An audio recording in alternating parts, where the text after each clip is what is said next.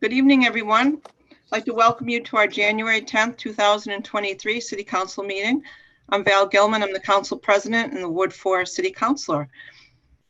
In the interest of government transparency with regards to deliberations and decisions made by the City Council and according to open meeting law, since this meeting was posted as a Zoom meeting, this meeting is recorded by video and audio and will be conducted by remote participation.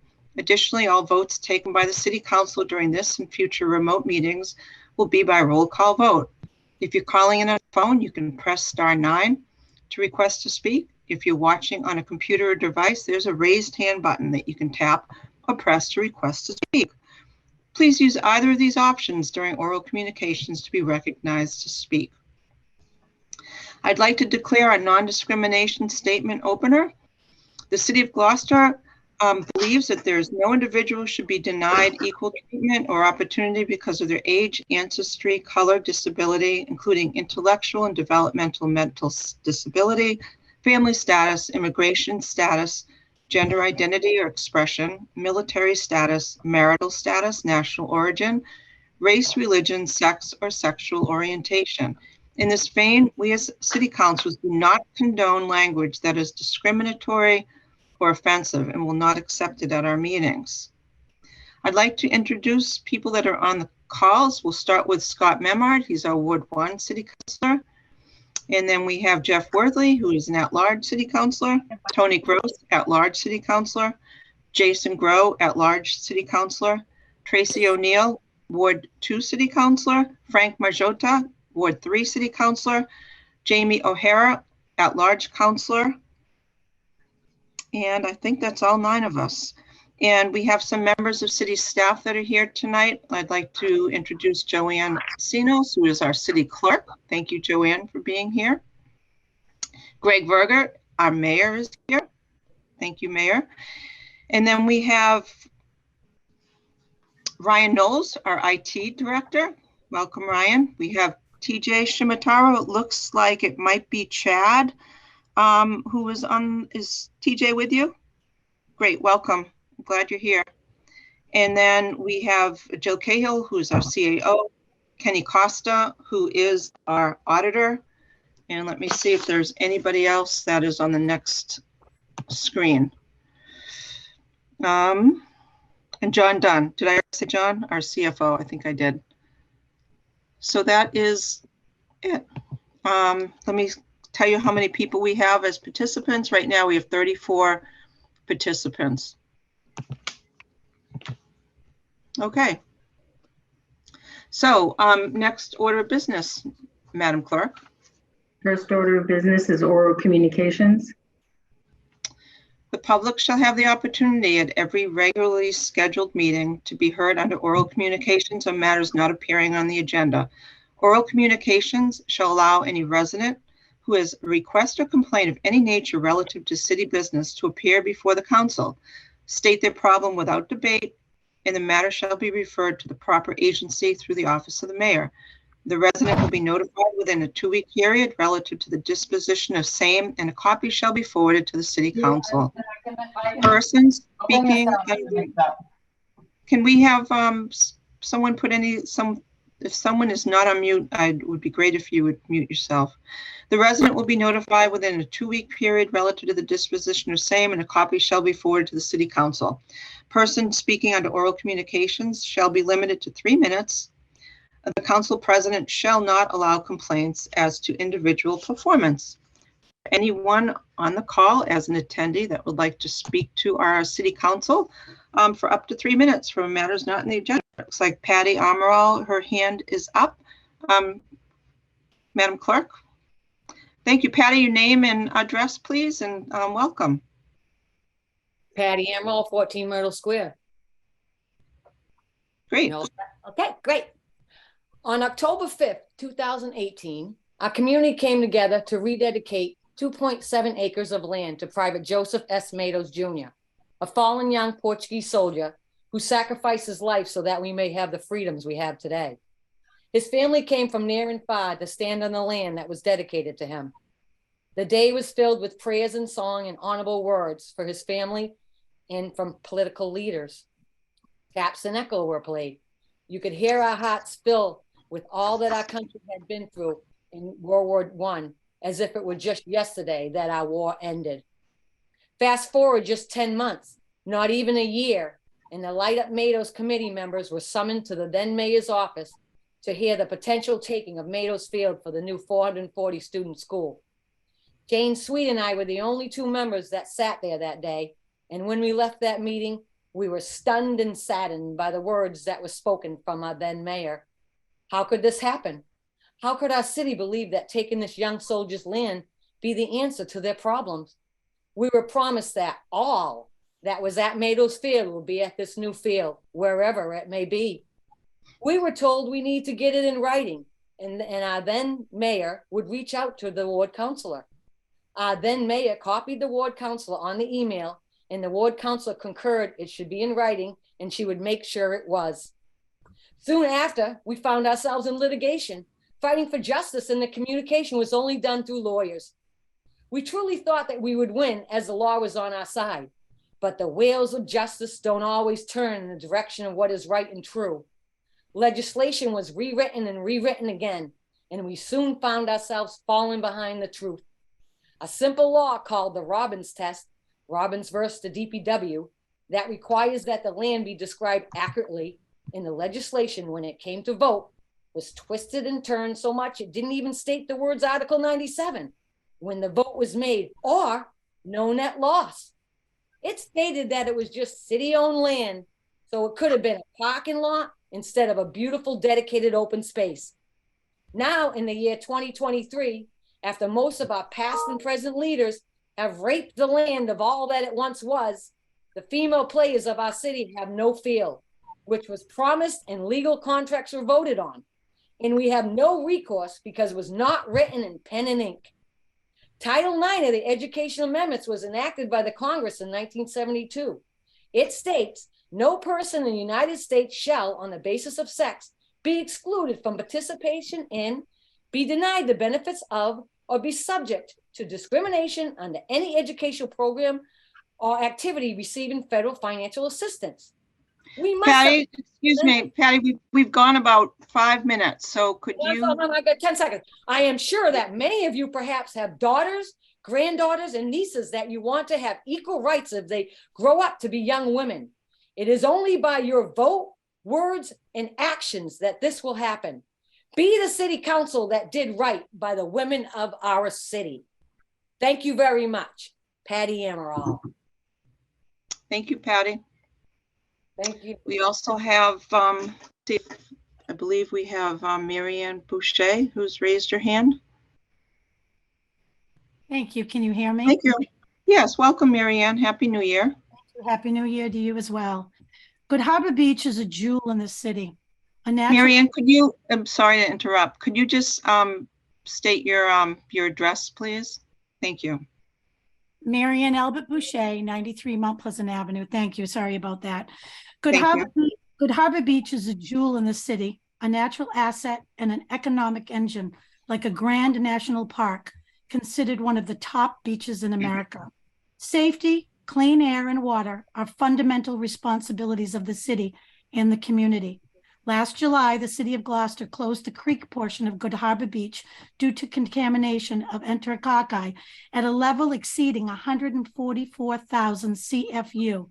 And the year before, 2021, the number exceeded the 2022 levels. Standard levels, according to mass.gov, is 100 CFU. Information brought forth before the closure indicated that the creek had serious issues at least a year in advance. And let me pause here and say, it took public pressure, warning signs, and TV media to prompt the $120,000 study for the consultant hired to identify the cause and extreme CFU levels. 2 summer seasons have gone by. Wetlands, salt marsh, wildlife, sea life, and human life are all affected greatly by this contamination. It's certainly not helping with flood mitigation either if it's contaminated water. Contamination that stems from upstream. This all feeds from higher elevation. A full report was going to be presented late in the summer of 2022, which turned into after the next heavy rain. There have been several heavy rainfalls since. The public was notified that there would be a final report in the November 22 meetings. Again, nothing was presented. Here we sit, January 2023, and still no final report. I spoke at the Conservation Commission meeting this past week, asking for them to take action. I'm speaking this evening to all of you to take immediate action on a matter of serious concern. The city of Gloucester paid $120,000 for a consultant to find the problem. Where is it? Where is the full and robust discussion? Why are there no answers? How is this not front page news, not on the agenda, and certainly not on the radar as we speak? Thank you. Thank you, Mary Ann. Is there anyone else that would like to speak to the council for matters not in the agenda for up to 3 minutes?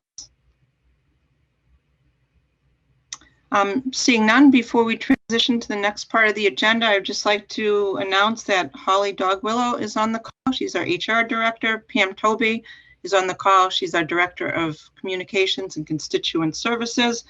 And we also have 2 members of past city councilors. We have Council President Steve LeBlanc on the call. He also chairs the Waterways Board, and we also have Paul Lumberg, who's on the call. And I think that I've recognized all the people that, and Suzanne Egan, our corporate counselor, is on the call. So Joanne, can we bring Suzanne in? Because we're going to transition to the next order of business. That would be great. So the next order of business, Madam Clerk. The next order of business is the consent agenda. Okay, we're going to do that before the presentation. Oh, I'm sorry. I apologize. I was concentrating on bringing Suzanne in. I apologize for that. The next order of business is a presentation on private road repair group recommendations. Great, terrific. And I also want to note that TJ Shimatara, our harbor master, has now joined the call. So, okay, so we have a presentation on private road repair and group recommendations. So I'd like to turn the meeting over to Mayor Verga, because this was his work team. So Mayor, thank you. Thank you, Madam President. So we all heard a lot about private roads during the last campaign. I'm sure those of you who were on the city council prior to last year heard a lot about it leading up to the campaign. This is an issue that has been a huge issue for many years. We got to the point where we took action. This report was begun with this private road working group, PROG, catchy name, that started meeting, I believe, early summer. And this report was released to you all and to the press several weeks ago. And we finally have the opportunity to present here what the findings were. When I had put the group together, there were several asks. One was, what can and can't we do currently based on state law and city ordinance? What can we change in city ordinance to allow us to do things differently or do more than we currently do on private roads? And what can we do at the state level to allow us to do more? So Bill Helmuth, who is a member of the committee, is going to do a brief slideshow. And if you councilors have questions as we go along, please raise your hand and through the chair, be recognized to get your questions answered. But this is, I don't think there were any smoking guns found in this. There was no magical cure. Spoiler alert, no magical cure here of how we can start paving private roads with public money. But there are steps that can be taken. Council President Gilman, already in today's agenda, I believe you have at least 2 to 3 ordinance changes as a result of the recommendations from this report. Also in this agenda is recommendations from my office to make a change to the free cash distribution to to redirect 10%, 5% from a couple categories to an existing revenue account that would be for road repair. Again, this doesn't address private road directly, but these are steps that put us in the right direction to make things a little more equitable. And again, this is not going to be equitable for everybody 100%, but these are steps that haven't been taken till now, and now they are being taken. So with that, through you, Madam Chair, I'd like to hand it over to Bill to begin the slideshow. Great. Bill, the floor is yours, and then we'll shortly introduce the other members of the team that are attendees. So thank you, Bill, for being willing to present this to our City Council. Okay. Well, good evening, and thanks for letting us present our findings on the private road repairs and maintenance on the topic of it. My name's Bill Helmuth. I've worked in Gloucester since 1987. I've been a resident since 2005 and a property owner since 2010, which means in Gloucester lingo, I'm barely a newbie here. I got involved with this after the City Council meeting in 2018 when the pothole issue on my street, Juniper Road, was addressed. And I still remember Mike Hale saying, well, you guys did a fantastic job presenting all the evidence. You have a legitimate argument. The only problem is we legally cannot repair private roads. So he sent us on our way to do some homework. He said, check your deeds and you'll find that it is a private road and you're responsible. And I went, oh. So with my head in hand, I started digging into the researching my deed. And of course, the deed references a deed, which references a deed. When you dig all the way back, it's clearly obvious that as an abutter, I'm responsible for maintaining the street. So much to my chagrin, I'm now involved in trying to move this forward. So we have additional members, which I think you were going to introduce. Would you go to the next slide? Yeah, I'm trying to. Everything works right up until it doesn't. There we go. There you go. Oh, one back. Nope. There you go. So we have a couple of residents who are on our team that are in as attendees, and we'd like to bring them in, allow them to introduce themselves and tell us where you live and why you got involved. And then, so we'll start with Karen Bell. Karen, can you get your hand raised so our city clerk can bring you in?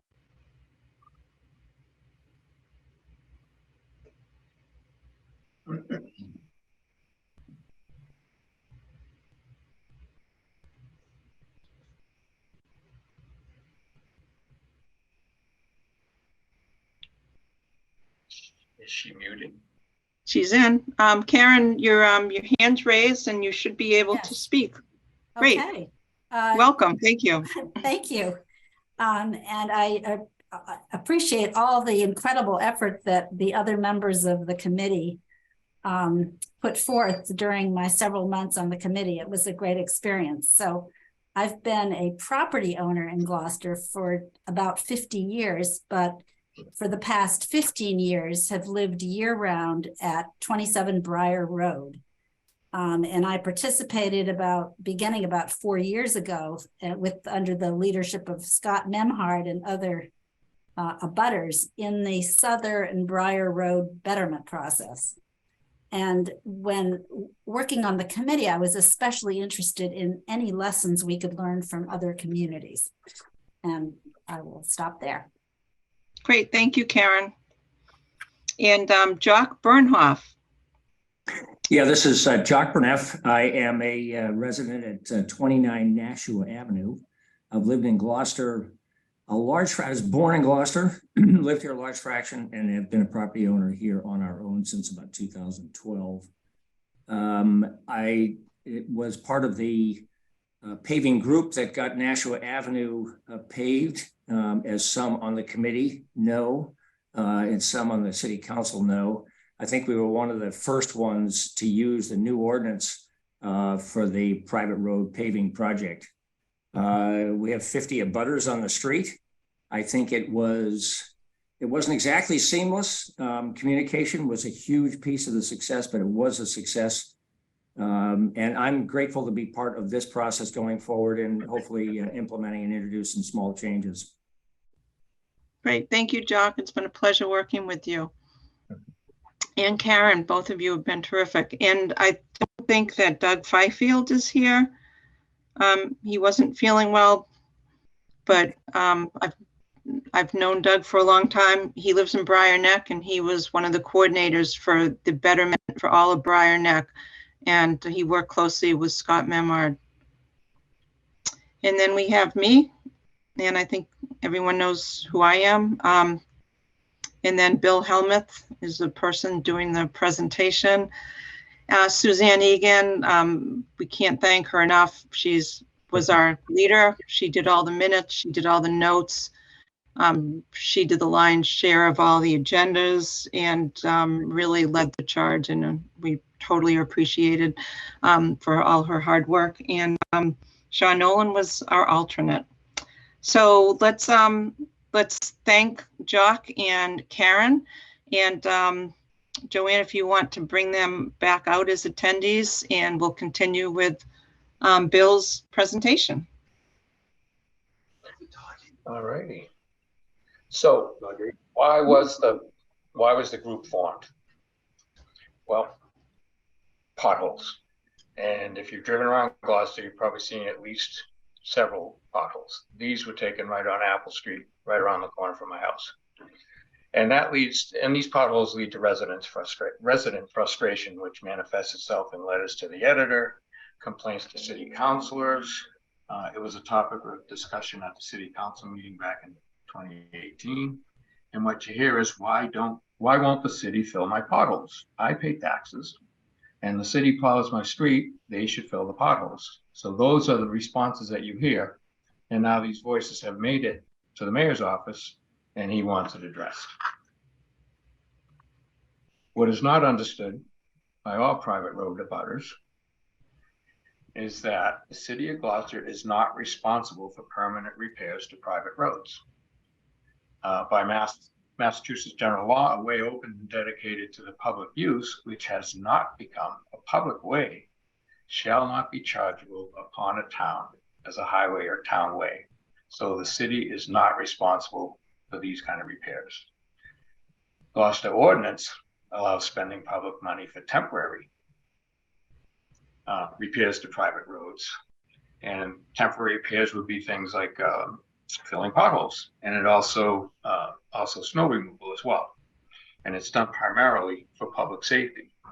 Now, permanent repairs to private roads are the responsibility of the abutting property owner, and they can refer to their deeds to see that. And a road may be open for public use, but still be a private road, owned and maintained by the abutters to the street. That one personally gives me some heartache, but that's my personal problem. Many property owners are surprised to find out that they are responsible, and they just need to refer to their property deed. Bill, can you just go back to that last one? So I just wanted to mention something on the matter of the plowing. So back in the late 1940s, the city council back then voted to allow for our private roads with statutory public ways to be plowed, with the exception of various types of roads, paper paths, paper roads. Oh yeah. Some other, I'm trying to think, like developments that might have been made after that point, with agreement with the permitting authorities that they were not going to need to have their streets plowed. So anyway, I wanted to mention that. And Suzanne, Greg, do you have anything to add to this particular slide? Because this is kind of an important one. No, I don't have anything to add. The only thing the only thing I would say is that, as Bill said, most property owners that live along private ways are very surprised to find out that it's actually the Mass general law that prohibits the city from spending public money on private ways. Yeah. And so that's what we, as a working group, one of the major things that we were looking at is to make sure that that we confirm that, and that it is an understood concept by people who abut private roads. Yeah. And when I did my research, I found out that in the state of Massachusetts, this whole concept of statutory private roads goes back to like the 16 and 1700s. So these are not new rules by any stretch. Greg, do you want to add something, Mayor Verga? Very quickly, I just want to say about the surprise aspect of it. So I believe I copied you on an email yesterday, Val, to Eileen Duff, who's our member of the Governor's Council, but she's also a realtor and also the president of the North Shore Realtors Association. And I wanted to start the conversation with the association as a former member that it starts with them, because there is a checkbox in MLS when you list a house, condo, whatever, for the ownership of the road. And I think a lot of realtors and real estate agents are automatically clicking public.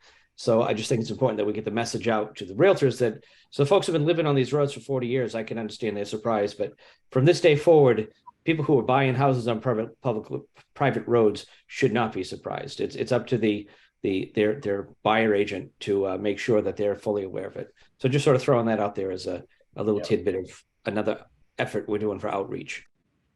Great, thank you. So let's continue. Thank you. So how does our city fund the paving of our public roads? Well, there's Chapter 90 funds. Chapter 90 is part of the Massachusetts state funding process, but only for public roads, public road repair, and averages we get about $670,000 per year at the city of Gloucester. And this is adequate for a 40-year paving cycle, but public roads need paving about every 20 years. So right off the bat, we're getting half of what we need. And then due to inflation in the construction field, the purchasing power of the city continues to decline. Mike Hale, our DPW director, was quoted in the Eagle Tribune recently saying we only get a fraction of what's needed to bring our public roads to a good standard, above $670,000 a year, which paves a few miles of roadway per year. And like most communities, our needs are greater than our resources. So this is not a unique to Gloucester situation, but it's Gloucester. We need to address it here in Gloucester. So thank you. The private road working group established by Mayor Verga is charged with reviewing and recommending changes to the City of Gloucester Code of Ordinance regarding repairs to statutory and dedicated private roads as authorized by MGL. Potential special legislation that will assist the city and residents in making those repairs, ways to increase state funding for road repairs, and best practices for the use of public funds for private road repairs and public acceptance of private roads.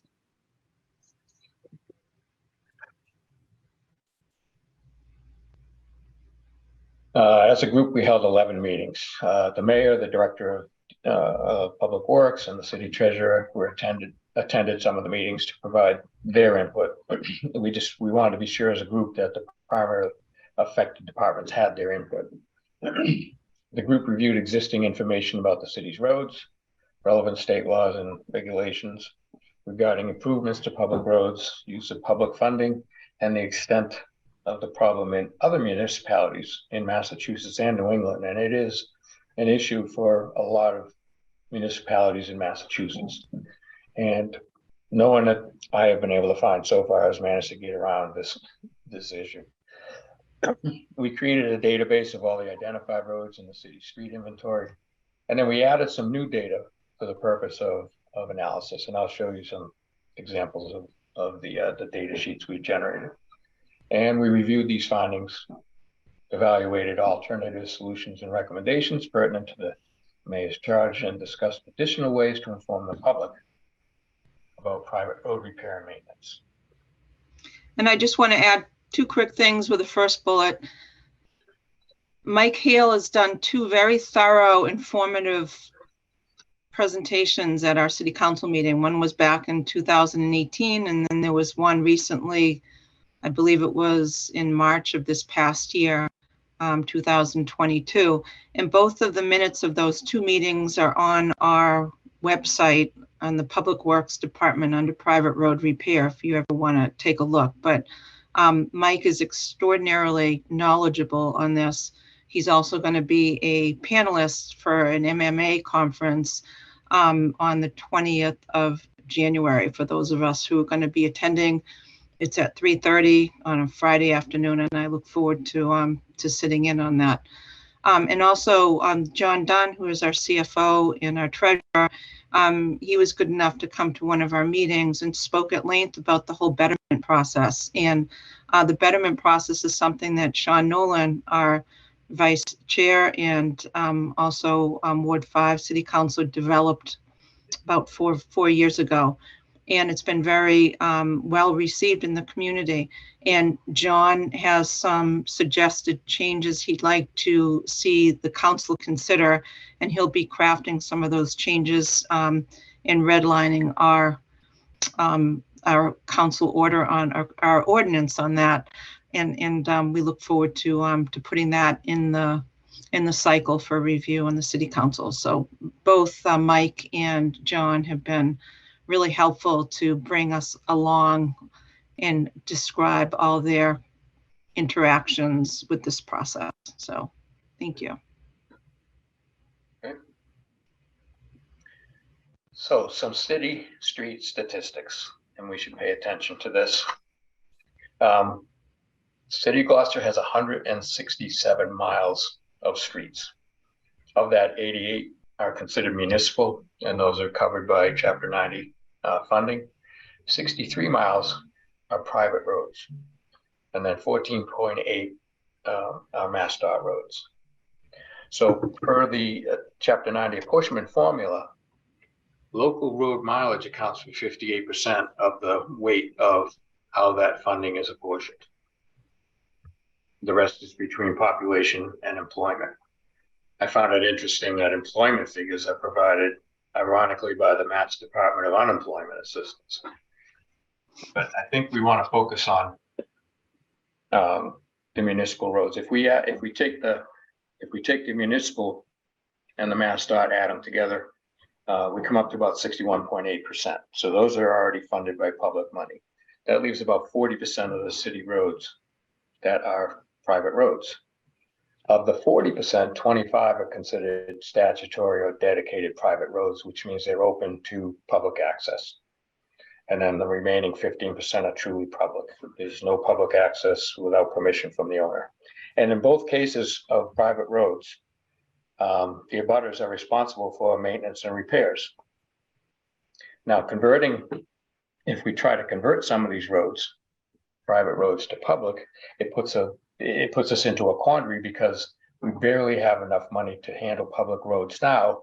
If we add more mileage, the mileage factor doesn't give us enough money to actually do anything about it. So we're actually digging a bigger hole by converting over to private roads into public roads as currently set up.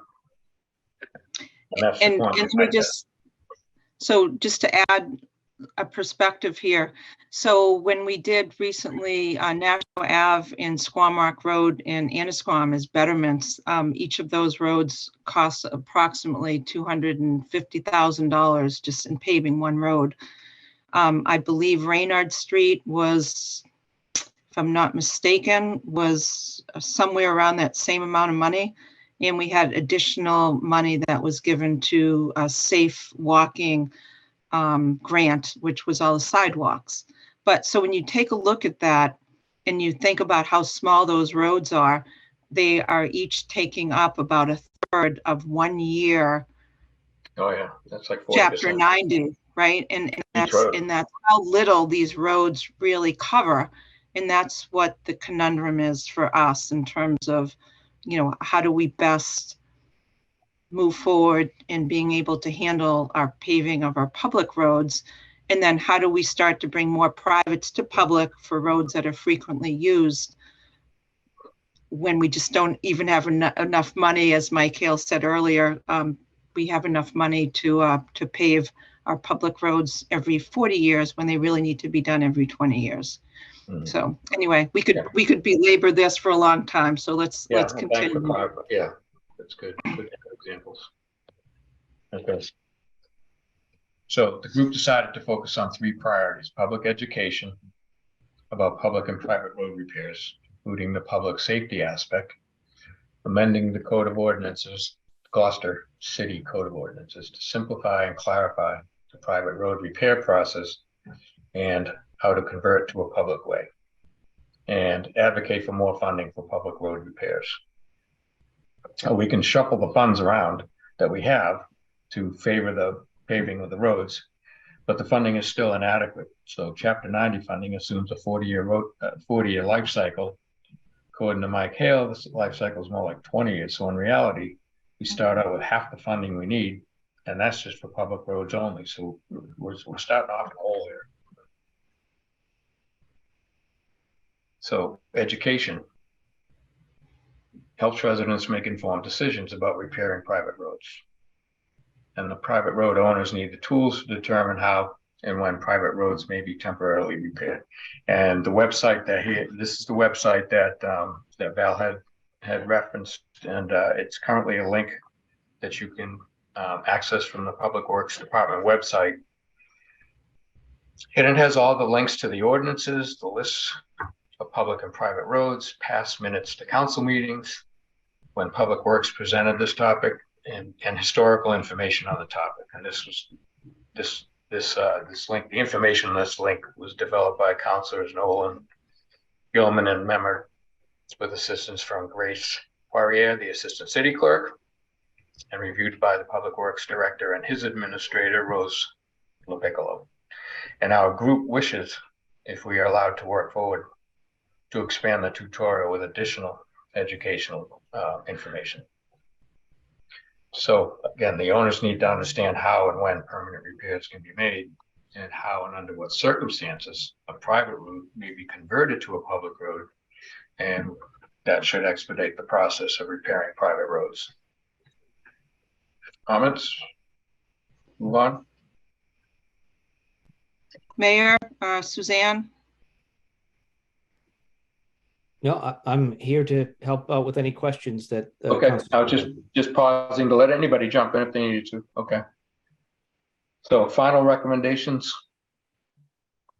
So we mentioned 3 topics. So public education and outreach about private roads.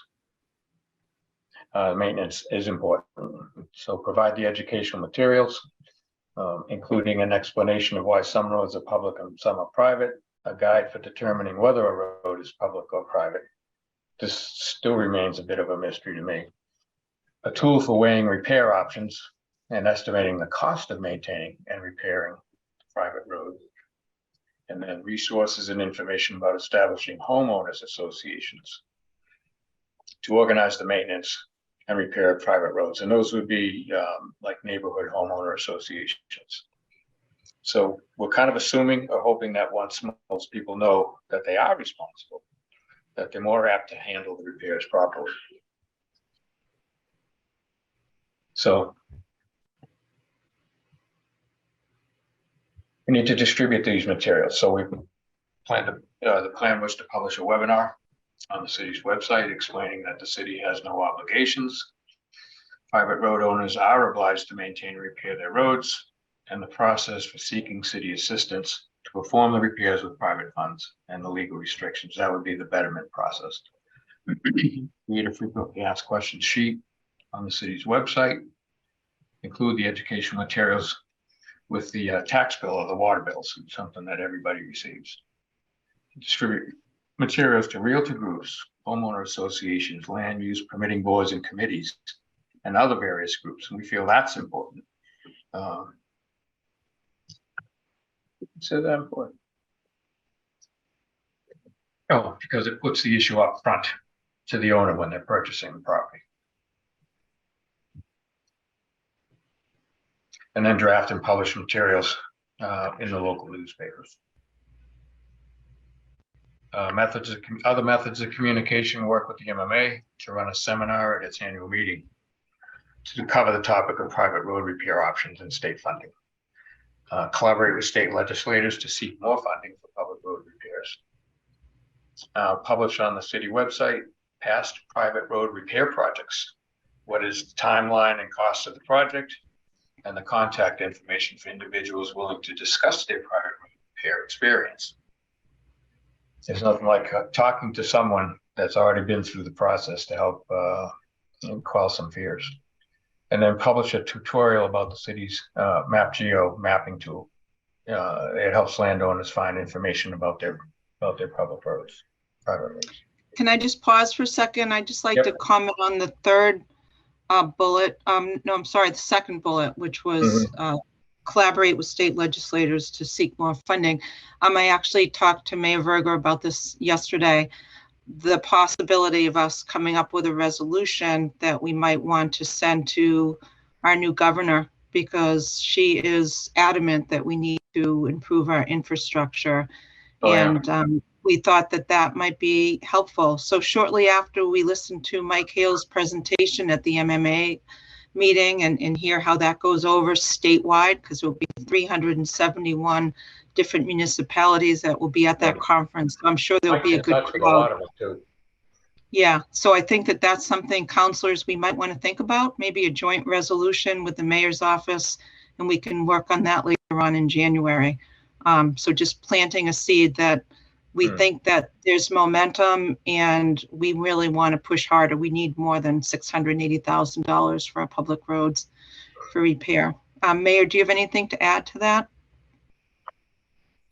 No, I think that, one of the two takeaways from this, one is, I've been seeing on social media people saying we should just take all the roads public, but as you see, would just exacerbate the problem. If we all of a sudden had all these public roads, we wouldn't get the dollars to cover them, and it would just mean we're spreading around the small amount of money we have to more roads. And it is a big problem that we share with a lot of other communities, and I think working with our friends in the other communities, the legislators, we might be able to get somewhere with it. But as I said, there was no magic bullet in this, the research that was done, but there are some steps we can take to try to ease the pain going forward for our residents. Yeah, and I just want to note that additional funding for public roads would also help the city to convert more private roads to public without compromising the ability to maintain all the public roads. So even though it sounds like we're advocating for more public money, that actually indirectly helps the private road situation. And right.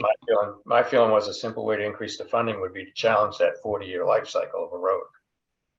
So if it got changed to 20 years, that would double our funding right there. And it's a more realistic expectation. Right. And Mike feels pretty comfortable with that would be helpful. Yeah. So there's lots of ways that we can try to manipulate work with the system. So simplify and clarify. So amend Article 4, Chapter 21 of the Code. So Section 21A, we would clarify that the city cannot make permanent repairs to private roads.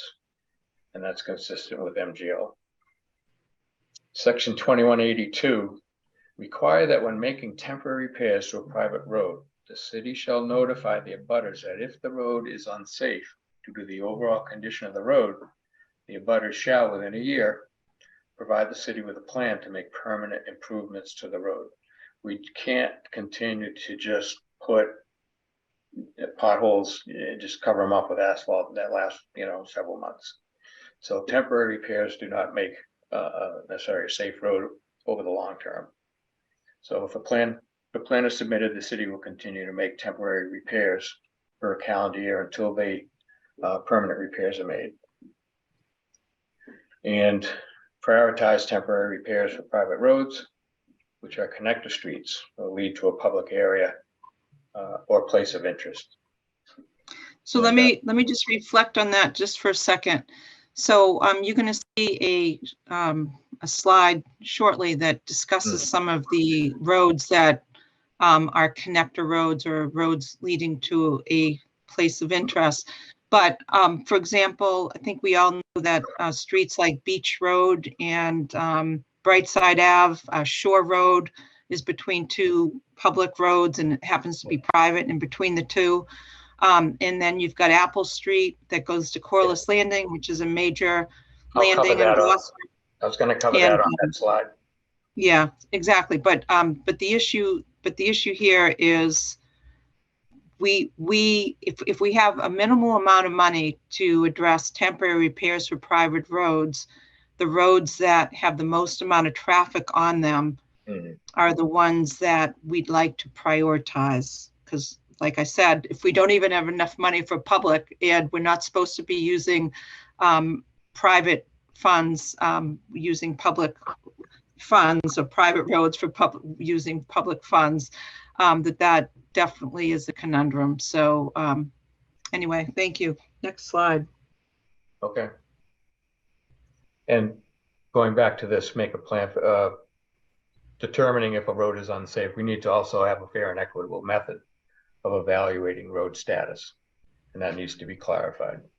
And the same for the prioritizing of repairs. I think Mike told me that he does have that such tool, but I haven't seen it, so that it doesn't become a debate. Amend the code of ordinances to clarify the betterment process. So section 2183 will simplify the petitioning process for the city to make improvements on private roads, funded through the betterment process. We want to try and give the abutters every opportunity to make this an easy process to both follow and follow through on. And 2184, clarify how abutters are identified for the purpose of initiating the process. The quantum of vote required from abutters, the number of abutting lot owners, and the timing. We want to direct that the notice of the vote and of the potential betterment assessment be recorded at the Registry of Deeds, so it becomes an official legal document.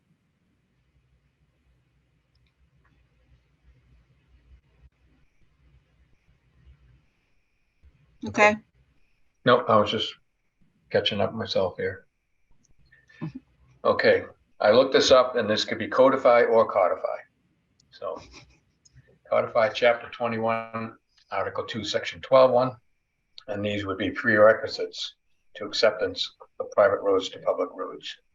And as Val mentioned, our working group concluded that heavily traveled private roads would be good candidates for conversion if they met these criteria and had abutter support.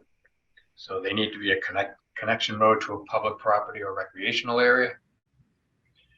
It should be a connector road between two or it could be a connector road between two public roads, or a connector road to a private attraction, like Bass Rocks Golf Club and the Backshore Hotels. The fastest and most effective thoroughfare for public safety vehicles to access other streets. They are going to take the shortest route possible, and if that means going over private or statutory private roads, they're going to do it. And they should be in good. They should be in good shape. They should be in good, safe shape, so that we're not putting the public safety vehicles in jeopardy of damage. And a bonus to Mike, the DPW, would be that the road already has a need for repair of public utilities. So rather than doing the job twice, that would help to prioritize. So this was a sample analysis sheet for prioritizing. So I retired from Gloucester Engineering, so I was allowed time to chase rabbit holes.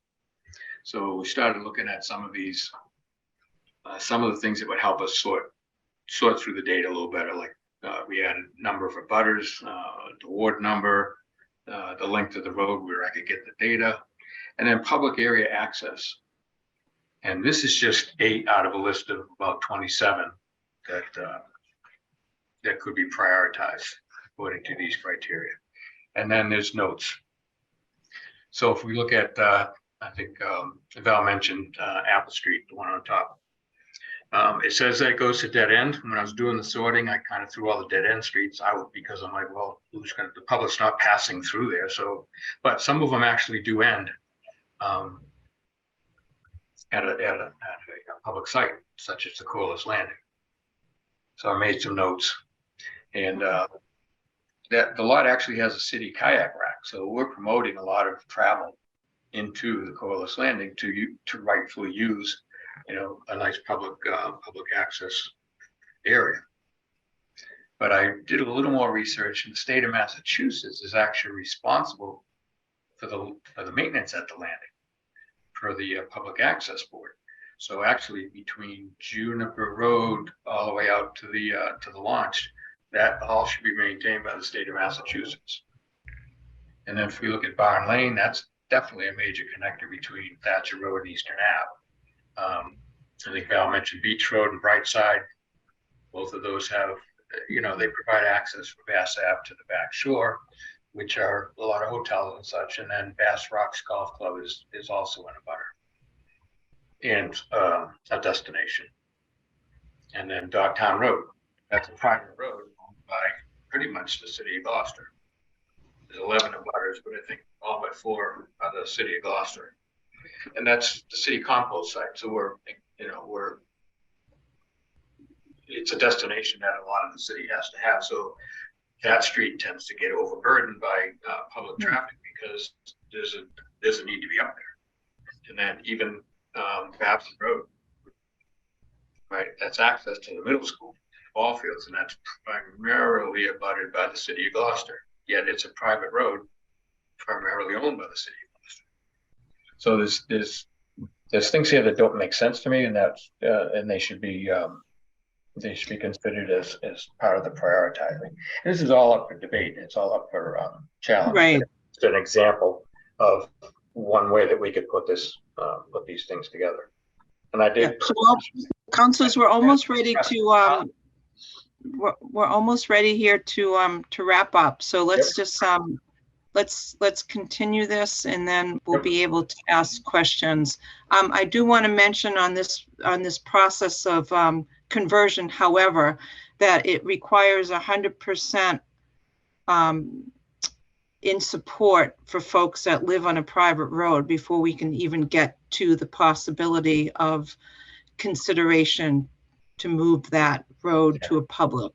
And that's always that challenge. So you need to have 100% of the abutters interested.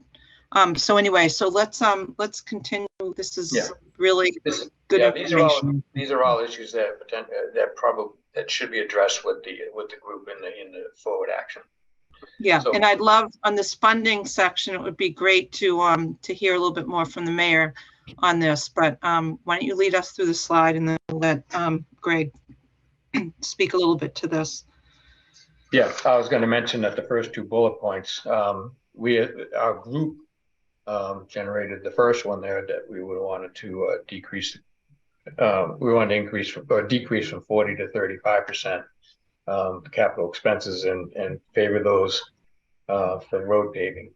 But as it turns out, Mayor Verga has added the first 2 bullet points to tonight's consent agenda for referral to BNF for consideration. And if you look at enclosure 6 of the January 10, 2023 packet that was sent out, it addresses these first 2 bullet points. So other exploration, create a plan for prioritizing and queuing the roads that will be accepted as a public road. And that was kind of an example of the spreadsheet. And the city should advocate for the state legislature to receive a recalculated share of general law chapter 90 money. Work with state legislators to find ways for the city to obtain more state funding for permanent repairs to a potentially growing number of public roads. Mayor, would you elaborate a little bit, and also how you've used some ARPA funds this year to help us with that? Yeah, so first of all, on the free cash formula, this year it's in your agenda, the 4.3 million and some change. The recommendation from the group here was to reduce that first category from 40 to 35, which we did. And then I'm trying to remember what that other category is. We reduced from 30 to 25. So it's a total of 10% for this already existing revenue account that Don recommended we use for this purpose. As you all recall, because you all voted for the $300,000 in fiscal 22 that supplemented last year's road repair. And then we, as we all know, upped in this current fiscal year budget, the road repair line item from 60 to 350,000, which is about a 480% increase. And then on top of that, $3 million from ARPA. But as I said in I don't know if it was an email to you folks or to somebody else, a citizen, that $3 million was a one-time deal. So we did get a lot of road work done last year, calendar year. We've got a lot on tap for the rest of the fiscal year through July 1. but that's in part to the $3 million bonus that we plugged in. So next year we won't be able to get to as many roads as we'd like to, but by creating this new this new item, the 10% from the free cash going forward, it gives Mike a little more of a cushion to work with as needs arise. Thank you. Yeah. In my personal opinion, as we become more and more of a tourist destination, we should have good roads. We all agree. So the group recommends prioritizing public education, amending the code of ordinances to simplify and clarify the private road repair process, and to advocate for more local, state, and federal funding for public road repairs. So what's next? With the mayor's authority and approval, members of the group have volunteered to stay on for the follow-up actions that were recommended by the group. So they're all good ideas. They're only ideas until we put them into action. Further coordinate with the DPW to define road safety criteria and how to best prioritize roads to be repaired. Consult with the police and fire departments to determine what roads are used as expeditious routes for the purpose of prioritizing the private roads for public way conversion, and encourage all abutters to private roads to research their properties as their responsibility for road maintenance, so the follow-up actions can be applied equitably. And Great. So I think we can take down the presentation, and like to open this up for any questions from city councilors. Thank you so much, Bill. That was really very informative. you're welcome. That was totally a group effort. Totally a group effort. Thank you. I first saw Tony Gross, and I know he's been involved as a member of the Nashua Ave group on a betterment. So you've had long-term experience on this. So questions, start with Councilor Gross.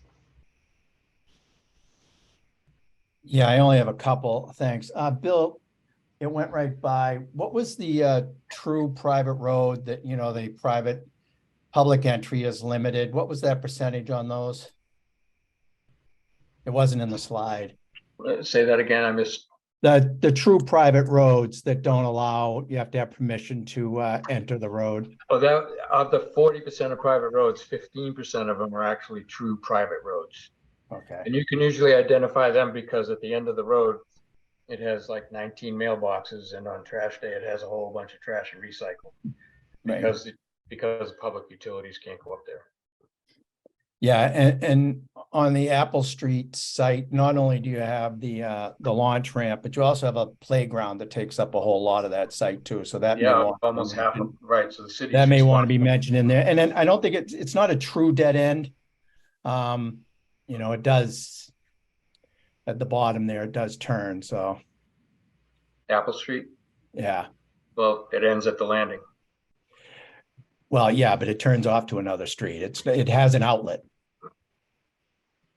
Well, yes, correct. But It's what not a true what I dead started end. with was the city generated list of roads, and it's Right. listed as a dead end road. Yeah, no, but I think the playground should be recognized in that slide too. That's Oh, it. absolutely. Yeah. Thank you for your work. The playground, the lake. Yeah. Okay. Good point. Councilor Grow. I'm going to throw in a couple of quick ones here. There's one thing that I saw on the slide that I didn't understand, which was what is a potential 50-50 candidate? Is the 100% agreement statutory, or is that just something that has been decided for in terms of whether or not, if you have 90%, is that not going to get your road done? And is that a matter of statutory regulation or state regulation? And then the final question I was going to toss out there is that, we spend a lot of time with special projects determining the construction of roads and making sure that the roads are built properly. Why aren't we taking those roads public when they're finished? Because they're being built to a standard supposedly at the level that the state's requiring. You're getting 20 some odd years on these roads before they really need repairs. And it can add to our public road tally without incurring the same kind of level of expense that a renovated private road might do. We did that with Schoolhouse Road, and we did that with Gloucester Crossing Road when those projects were done. I'm just Right. wondering if we're missing an opportunity to bring in a few miles here and there on projects with multi-houses that are building proper roads that we could then add to the mileage. Anyway, I'll leave that there. I might have some other questions, but I just wanted to throw those out. That's a good point. These are some of the things that we wanted to address in the follow-up, in the ongoing pursuance of this. Jason, the question about 50-50, Yeah, the 100%, that's to take the road public only. I mean, if right. Is that a statutory thing, or is that just something we've decided that everybody has to be on board? I'll have Suzanne chime in, but I That was believe something, that was something I dug up in the archives. It was done several years Suzanne. back where it's I can private address property. So, but Suzanne, And King James. So Suzanne, I you can address have that the issue. floor Yes. with So all these strong opinions. Go ahead.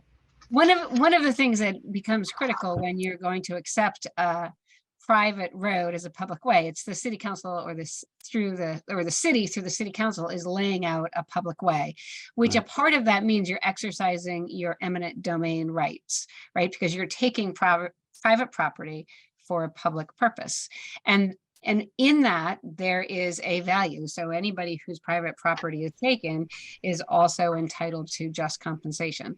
But so if you don't have 100% of the private property owners in agreement, you could subject yourself to liability, the city to liability with regard to taking of the private property for the public road. So that's why I would recommend, just to reduce any risk of liability to the city, to make sure that all of the private property owners are 100% behind that and provide some release of liability for the city. Thank you, Suzanne. Any other questions, councilors? Council Worthley. Yes, first and foremost, thank you to all of the volunteers who work this private road working group committee. I'm not sure I got the name right, but thank you, Mayor Verga, for organizing this, Councilor Gilman, Councilor Nolan. I think everyone here in our group realizes how important the volunteers are that are doing this, and it's not easy. That's the first point. The second one is, it seemed to me that the goal, as the mayor said, was what can we do? I think that means what can we do with public money versus what we can't do with public money. Is that what, right? Okay. Then what can we change locally? Was that what can we change locally to make it easier for you to use public money, or what can we change locally to help people on private roads fix their own roads? I wasn't clear on that objective. can I answer that now? I'll Sure, answer as we go go ahead. along. Yeah, I think both, Jeff.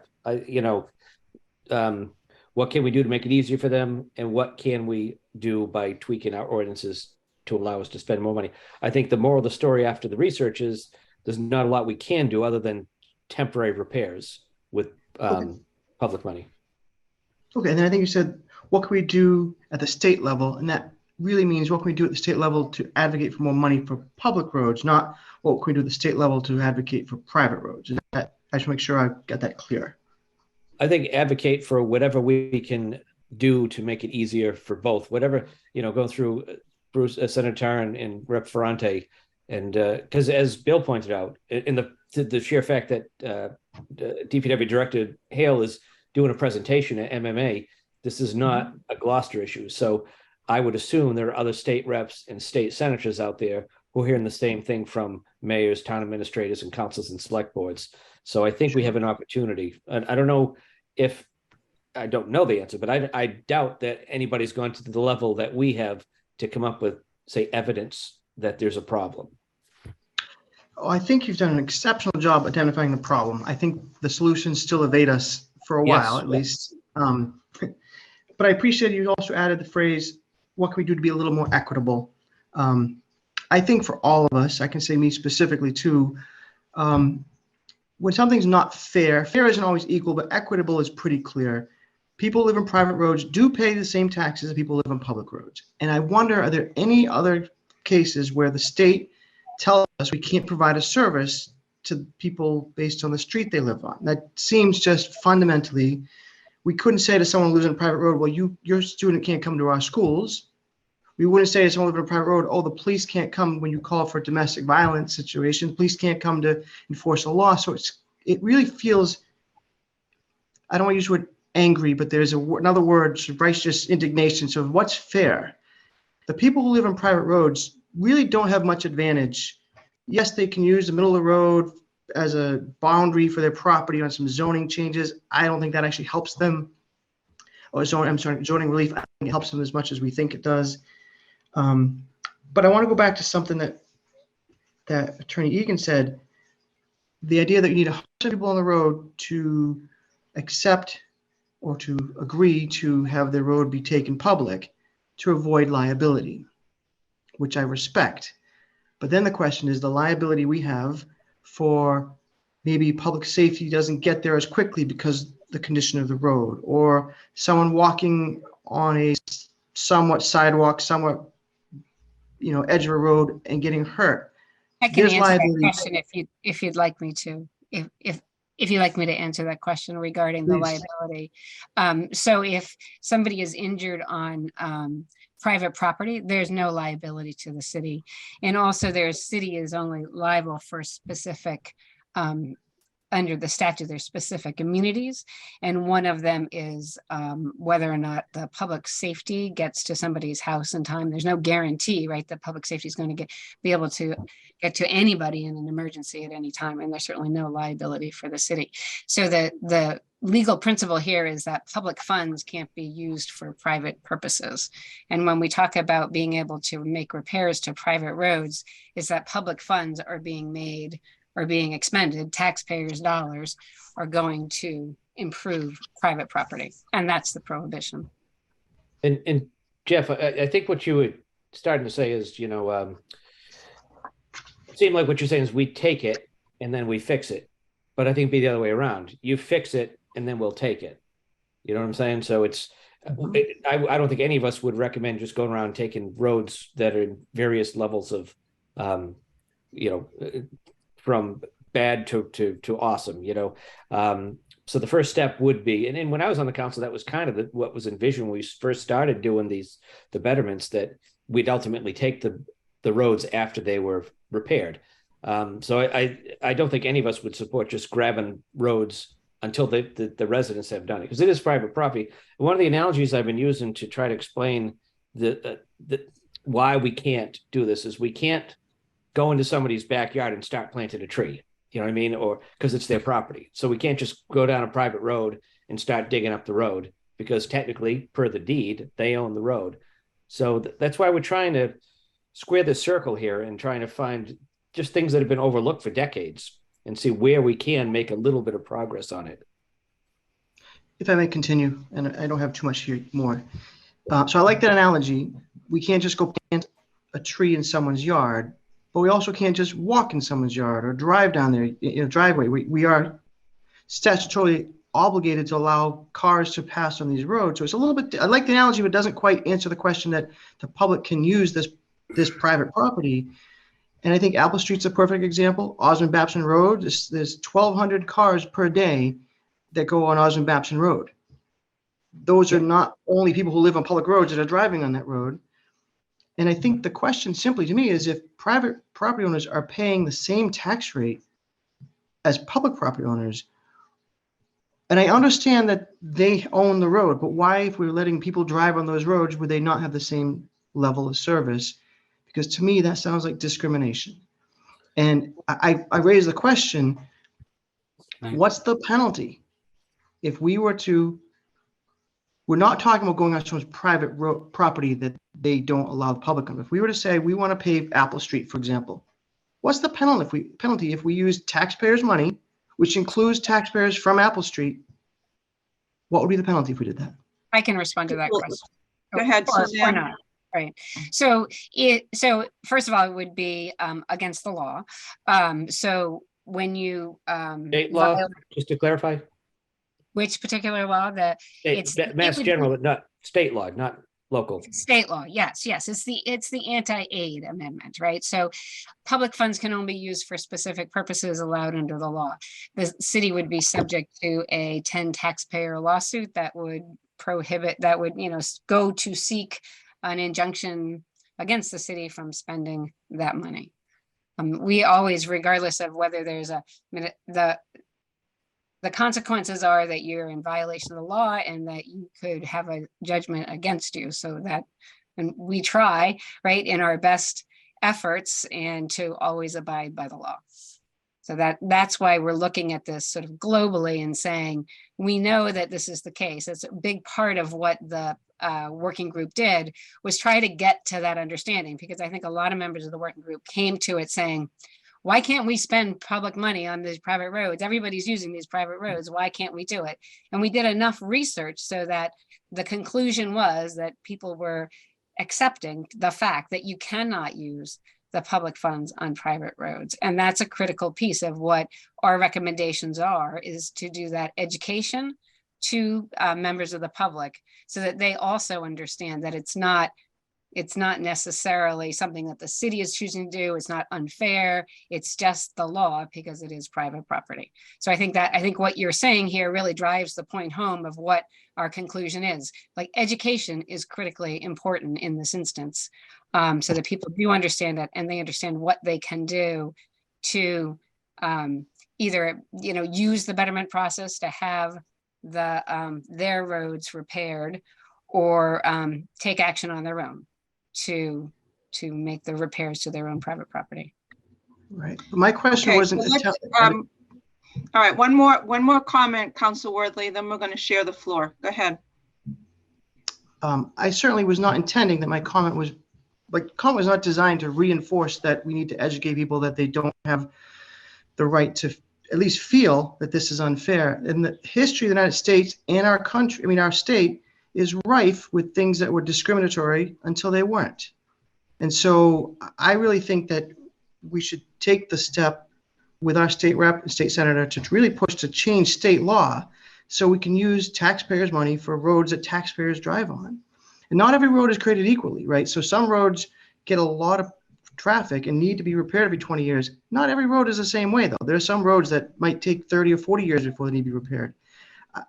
I thank the group for the work and the mayor for making this a priority, but it still seems like solutions are evading us. And I would like to see if we could somehow really push to say, could we create a private road fund, for example, that maybe a percentage of an application fee or someone contributes to it in exchange for, like we did with the Halyard property, I think $1 million went to the Affordable Housing Trust. Could we create a private road maintenance fund that's legally allowed to have money go into it that we can use for this purpose? That'd be a question I'd like to have answered.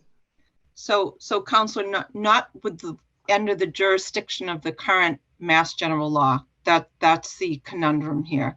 So let's share the floor with Councilor Grow, and then we'll see who else hasn't spoken. Go ahead, Jason. Jason, you're muted. Sorry. Really sorry. I'm trying to hurry here. One, I didn't get an answer on the 50-50 contender or candidate statement in the thing, and I'm assuming that means that there's something afoot for some sort of sharing of particular road repairs. Is that? I'm not sure what. Yeah, that's the way I understood it. I was looking back into it, and it was a 50-50 proposition where the city paid for half and the state paid for half, but it was not likely to happen. Yeah, when we were originally doing this way back in the old days when I was on the council, it was 50-50, and then that went away because. So that's not relevant any longer, though. Okay. Secondly, Suzanne, can you answer very quickly? Do people pay taxes on their roads? I read something in a story recently, and looking back at this issue, that stated that even though they are considered private roads and part of your private property, you're not actually taxed on the amount of road that abuts your property. Is that correct? I can address that from my own deed. Okay. And the way I understand it is I pay taxes on up to my property line.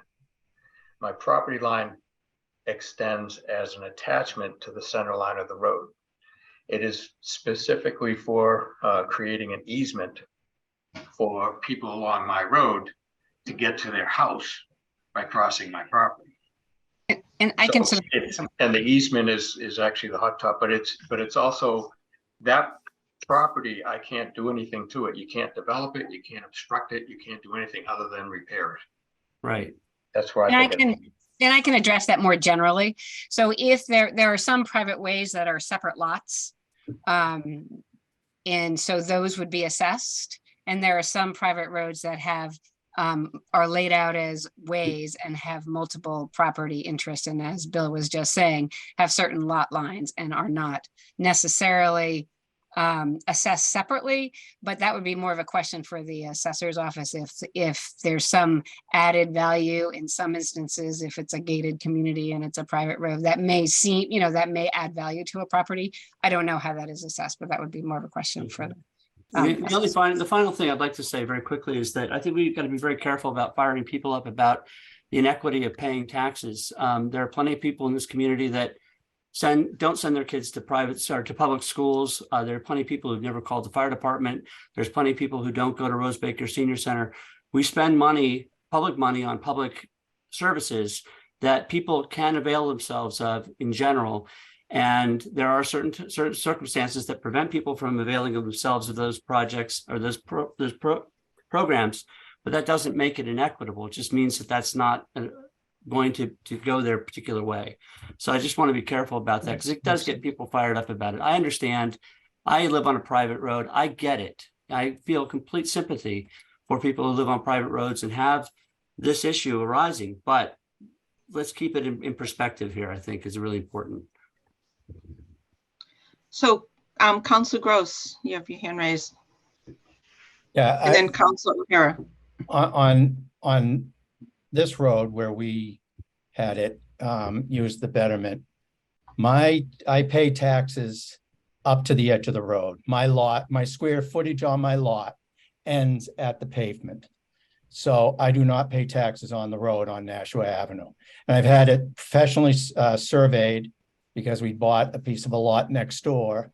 And what I pay for is the square footage on my survey that ends at the pavement. So I do not pay taxes on the road itself, that piece of property, in my instance.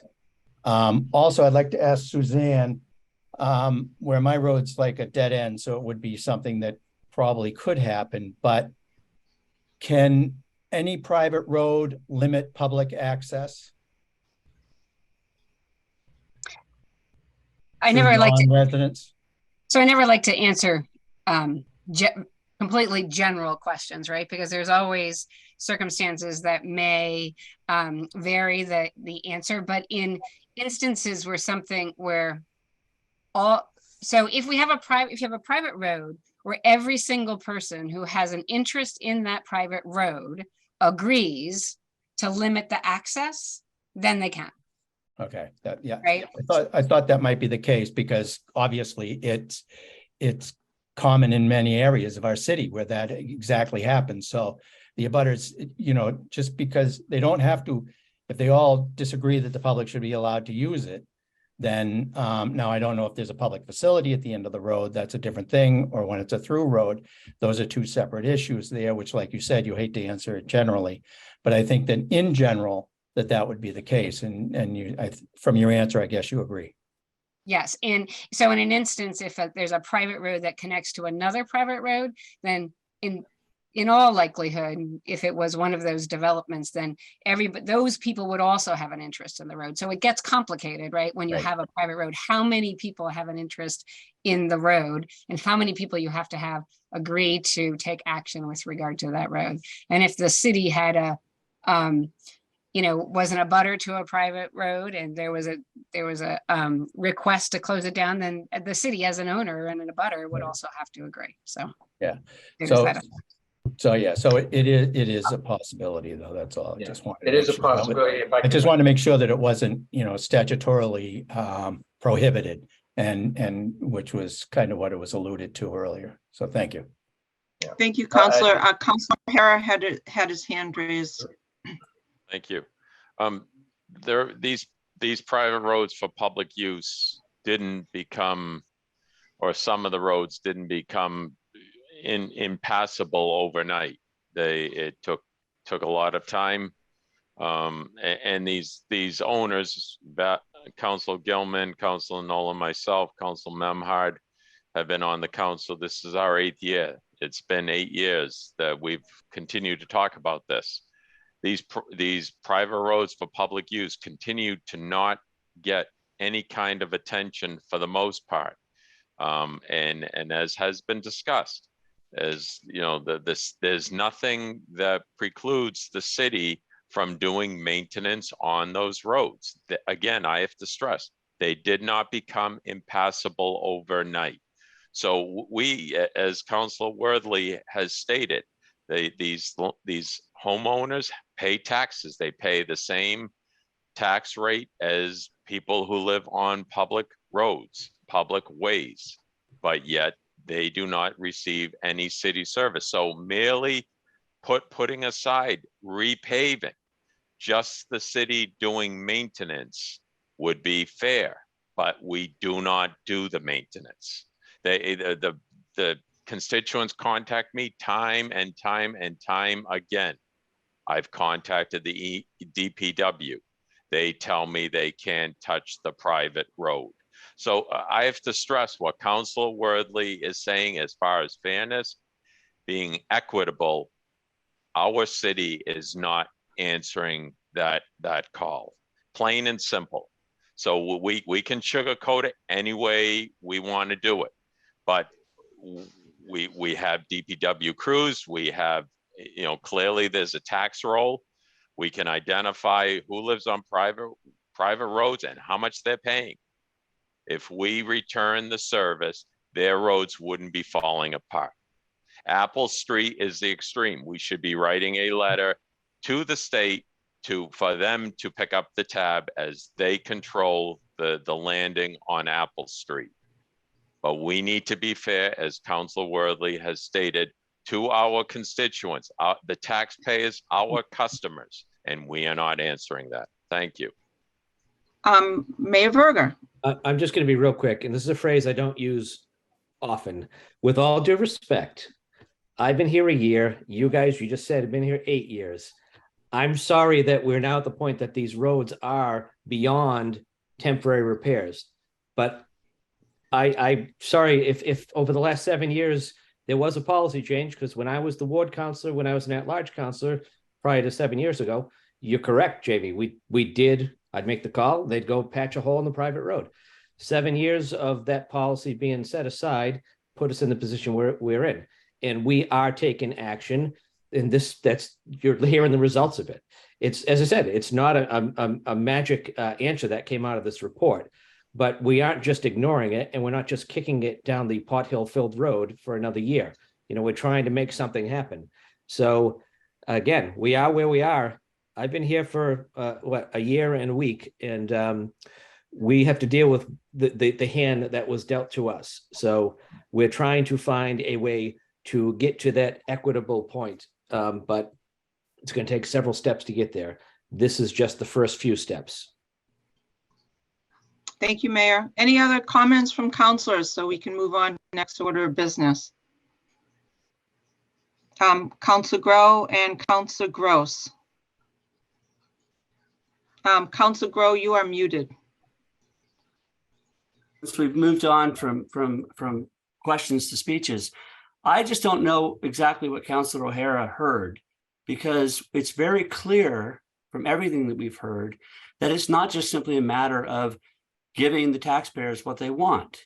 We don't have the ability to use those funds the way that you would like them to be used. That's not something that any of us on this council are going to change. I mean, I think that there is certainly a lot to be said for the idea that it stinks that a lot of people have these private roads that are falling apart. We also charge betterments to attach to sewers. I mean, this is not an unusual thing that we're asking the community to do, is to accept the fact that there's costs that go into individual properties that aren't being covered by statutorily governed ways that we can spend money. I mean, if we could change it tomorrow, I'd be all for it. And if we can do something at the state level, terrific. But to sit there and say that the council, the mayor, the administration are cheating the taxpayers, I think is oversimplifies it to the point of being ridiculous. Thank you. Councilor Gross. Yeah, it's more of a procedural question. So we're just receiving this report. you said that we would possibly be writing a resolution to request a bigger share for public roads. And I guess the door is closed on private road. I'm not sure. Well, we'd have to change the state law. We have to change the state law even for potholes. Mhm. Because of the temporary requirement for Can we the make potholes. temporary repairs on private roads? Yes, We can. Okay. we can, but we have a minimal amount of money to use. That's the challenge there. That's the public road that we have the 600 and whatever $1,000 it is. So that's all. Those are some. That's all. That was it. We can make. Is it my understanding that temporary repairs can be made on private roads, though? Right, but our recommendation that you'll see through the orders that are coming out of this are that the preference should be given to roads that are crossover streets or between two public roads. No, and we're trying to define that because we have a very limited amount of money to use. Exactly. And that's the challenge. Yeah, right? No matter what, we're going to have a limited amount of money, but there is a pathway. Exactly. There is a pathway for road improvement on private roads. That's all. I just want to make sure that people understood that. They're not going to be repaved. That's right. It's just right. Yeah. So Councilor O'Hara, and then we need to move on. Councilor O'Neill, I see your face. All right, hold on a second. We'll go to you first because you haven't spoken. Then we'll go to Councilor O'Hara. Go ahead, okay, Councilor O'Neill. Thank you. I understand this is a discussion about private roads getting repaired, etc.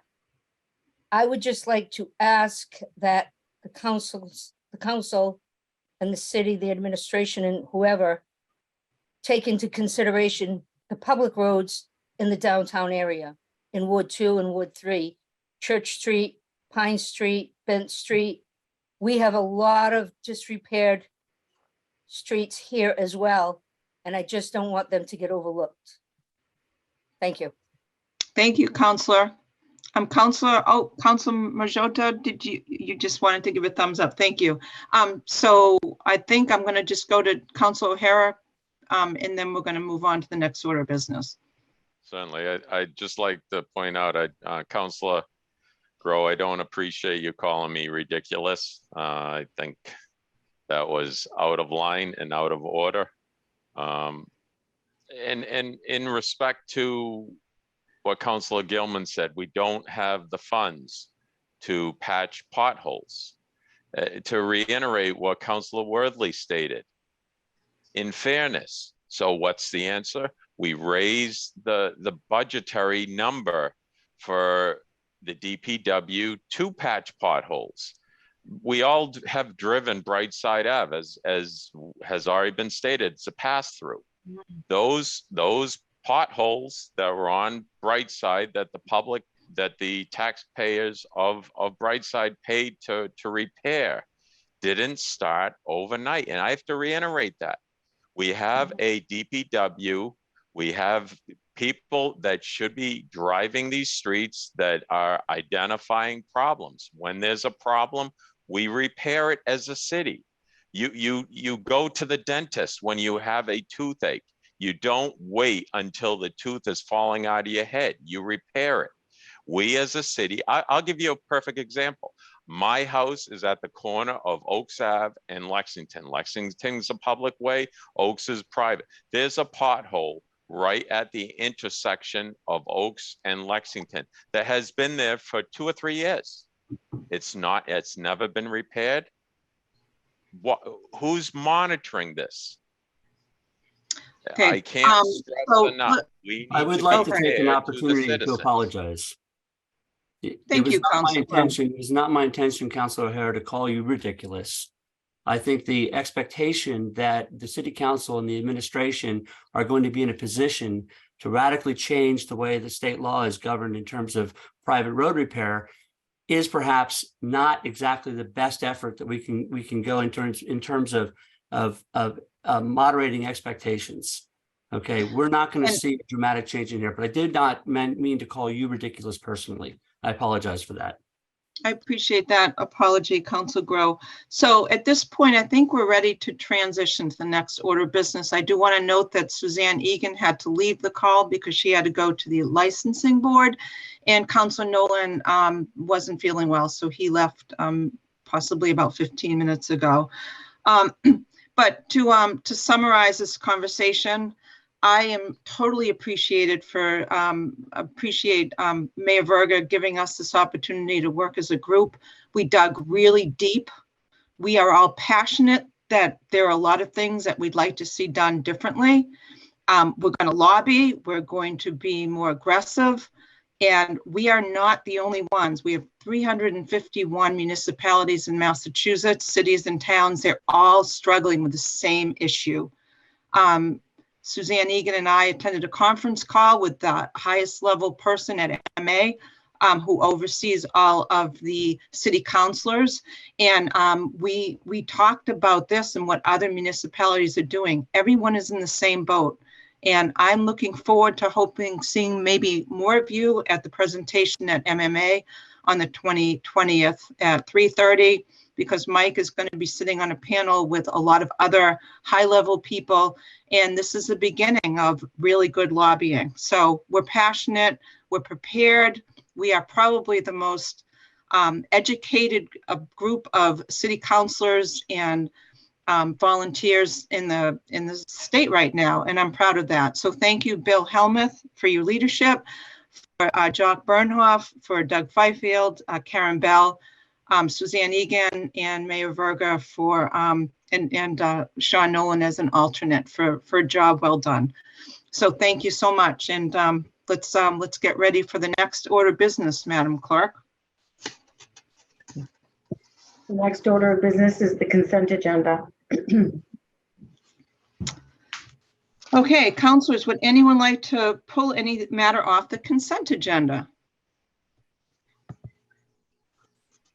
I would like to remove applications, petitions, 2RZ 2023-001 in accordance with GZO section 1.11.2B, application by DLM Properties LLC, Condolin Road, number 24, map 197, lot 13, to amend GZO section 2.3.5 by adding a transfer station use line and amend section 4 by adding transfer station definition. Would anyone else like to remove any matter on the consent agenda? Seeing none, I'd like to approve the consent agenda as amended right now. Is there a motion to approve? So moved. Second. I think I heard Councillor Memard and seconded by Councillor Worthley. So let's do a roll call vote on that. Councillor Nolan is absent. Councillor O'Hara. Yes. Councillor O'Neill. Yes. Councillor Worthley. Yes. Councillor Gilman. Yes. Councillor Gross. Yes. Councillor Grow. Yes. Councillor Majota. Yes. Councillor Memard. Yes. The consent agenda minus the one matter is approved, 8 in favor, 1 absent. And now let's go back to what I asked to remove. And I'd just like to note that, hold on a sec.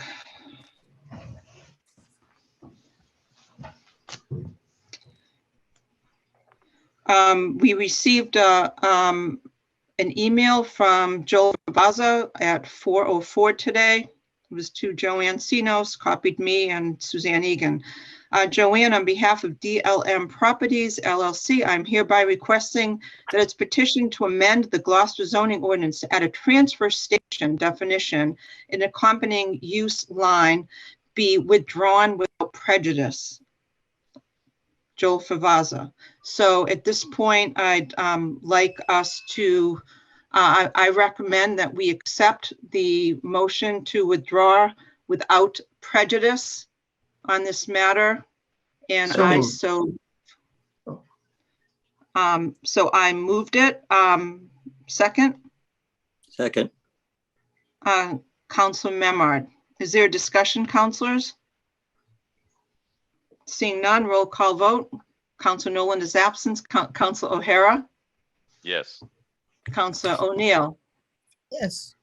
Council Worthley, Yes. Council Gilman, yes. Council Gross, Yes. Council Grow, Yep. Council Majota, Yes. Council Memard. Yes. The yeses have it. 8 in favor, 1 absent. Thank you. Next order of business, Madam Clerk. Is the Budget and Finance Standing Committee report of January 5th. Great. I'd like to turn the meeting over to Council Memard. And if you would present the Budget and Finance unanimous consent agenda by reviewing what the 10 matters are, and I'll give you control of the agenda. Thank you. Thank you, Madam Chair. Just in the interest of time tonight, rather than going through each of these in full detail, we propose to summarize them. And then if anybody wants to pull one off for further discussion, they certainly can, but otherwise to approve them as a consent agenda. Let's see, we have 10 items from Budget and Finance. Number 1, a memorandum from the Archives Committee requesting the acceptance of donations from the Daughters of the American Revolution in the amount of $500. Number 2, a memorandum from our DPW director and a supplemental budgetary request, 2023 SA6 in the amount of $25,000 for the funding of a second of 2 payments for a new beach rake machine. Number 3 is a memorandum from the director of DPW requesting acceptance of a donation from Carroll Steel Insurance in the amount of $500 towards preservation and maintenance of the Langsford Street Cemetery. Number 4, special budgetary transfer 2023 SBT 9 from the mayor in the amount of $240 for the purpose of reimbursement of custodial overtime for a December 3rd Daughters of the American Revolution award ceremony. Number 5 is a memo from the CFO requesting approval of a 5-year lease for 3 school buses for a total of $268,630. A point of interest, we discussed whether these should be electric yet, and that we lack the infrastructure, and there's so much change in the market that these are not yet, although long-term recommended to switch to electric vehicles. These at this point for this current term for these leases are standard diesel vehicles. Number 6 was a memorandum from the Community Development Director requesting acceptance of a Mass Cultural Council grant in the amount of $13,600, supporting our local cultural projects in the city. Number 7, a memorandum from the Police Chief requesting acceptance of fiscal year 2023 Municipal Road Safety Grant in the amount of $35,000, which funds police details. Memorandum from the Information Systems Director, Ryan Knowles, requesting our acceptance of a Community Compact IT grant in the amount of $56,266 for the purpose of establishing a disaster recovery site at the upcoming East Veteran School for a mission critical application for information systems for both city and schools. Number 9 is a memorandum from the CFO and a supplemental appropriation budgetary request 2023 SA7 in the amount of $60,000 for the purchase of new Glock firearms, net of trade-in for the police department. And the final one, number 10, is a memorandum from the CFO requesting acceptance of a already received Division of Capital Asset Management maintenance grant in the amount of $1,500,000 for the purpose of completing historic restoration projects that include restoration to the Gloucester City Hall. And those are the 10 items before you. And would anybody like to pull any of those off, or can we accept them as whole? Councilors, anyone want to remove one of these from the unanimous consent agenda? Being none, is there a motion to approve the unanimous consent agenda? So moved. Second, I think I heard Councilor Gross and seconded by Councilor O'Neill. Roll call vote. Councilor Nolan is absent. Councilor O'Hara, yes. Councilor O'Neill, Yes. Councilor Worthley. Councilor Worthley, Yes, I'm sorry, I was muted.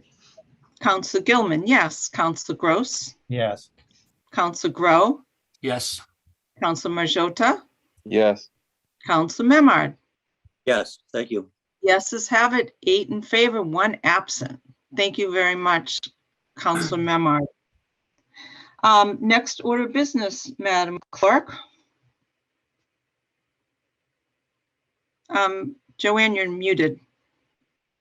Sorry about that. Just like to mention there was Wait, no. Councilor Gross has his hand raised. Go ahead. Hold on a sec. Before we go, I know we're going to skip past planning and development because we didn't have a meeting, but I did want to take the opportunity to tell people we are going to have a presentation on the velocity zone, velocity overlay zone for zoning changes that are coming up before the city council at the next P&D meeting. If people are interested in that, it's about development in the AE and velocity zones for properties, and people who live in those areas may want to know about it and attend this meeting to hear what is coming down the pike. Okay, thank you. Madam Clerk, next order of business. Oh, I just wanted to mention that there was no meeting on January 2nd because of the holiday for the ordinance administration meeting. And Council Grow already mentioned about no meeting on January 4th. So the next item is the scheduled public hearings, public hearing 2022-034, loan order 22-009, loan authorization in the amount of $19 million for the Gloucester Police Station and courthouse facility renovation. I'd like to open the public hearing and continue it to January 24th, 2023. Second. I don't know if we have, we don't have to second that. No, I think we're good. Thank you, Scott. So I think we're all set. And so next order of business, Madam Clerk. Is public hearing 2023-001, an amendment to loan order 2021-004, loan authorization request in the amount of $600,000 for the Harbor Master Patrol boat. I'd like to open the public hearing and ask for a for the applicant. TJ Shimataro is here. So TJ, you have the floor. Thank you. All right, thank you very much. So I'd like to start off with a loan order. It sounds a little misleading, $600,000 for the Harbor Master Patrol boat. I understand this is a technicality on how we increase the loan order for to purchase a second boat. But I'd like to just try to do this as efficiently as possible, how we got here, and why we need the new boat. So originally, before you all and this council approved a $410,000 loan order for a patrol boat for the Harbor Master's office. The actual cost of that boat in the purchase order as it sits is $381,254. I applied after the fact for the loan order for a grant through the Department of Homeland Security, Port Security grant, and we received $285,941, thus bringing the cost of the patrol boat out of the Waterways Enterprise Fund to just $95,313 is what we were going to use after we pay back the $381,254 from the original price of the patrol boat. So over the last few years, we have discussed the possibility of owning a second launch for the city. We have become incredibly busy with tourism in the harbor, special events, marine permitted events. Launch times have gotten to exceed almost an hour sometimes on the weekends. We have suffered some casualties. We had a pretty big casualty last summer with a patrol, or where the launch boat actually went down for a couple of weeks. I'm sure you are all aware. We performed kind of a mini miracle in the middle of summer, and we're able to obtain a new motor and repower the launch and get it back up in operation. But that really was the biggest eye opener. After the last couple of years, we've been discussing trying to get a second launch. Are so busy, not to mention having a backup boat when one goes down, as we well learned this past summer. So with us being able to, get the port security grant, we really thought that this was a great time to try to purchase a second launch boat, since we freed up all that capital that we originally thought we were going to burden in debt through the Waterways Enterprise Fund through a loan order. Well, having money and trying to buy a launch, especially in this current, economic state, if you will, with delays and parts, supply chain issues, builders are 2 to 3 years out. For most manufacturers, Crosby, Atlantic Boat Works, stuff, Eastern Boats, like they have at the Annisquam Yacht Club that you might be familiar with. Every one of these builders is 18 to 30 months on a build.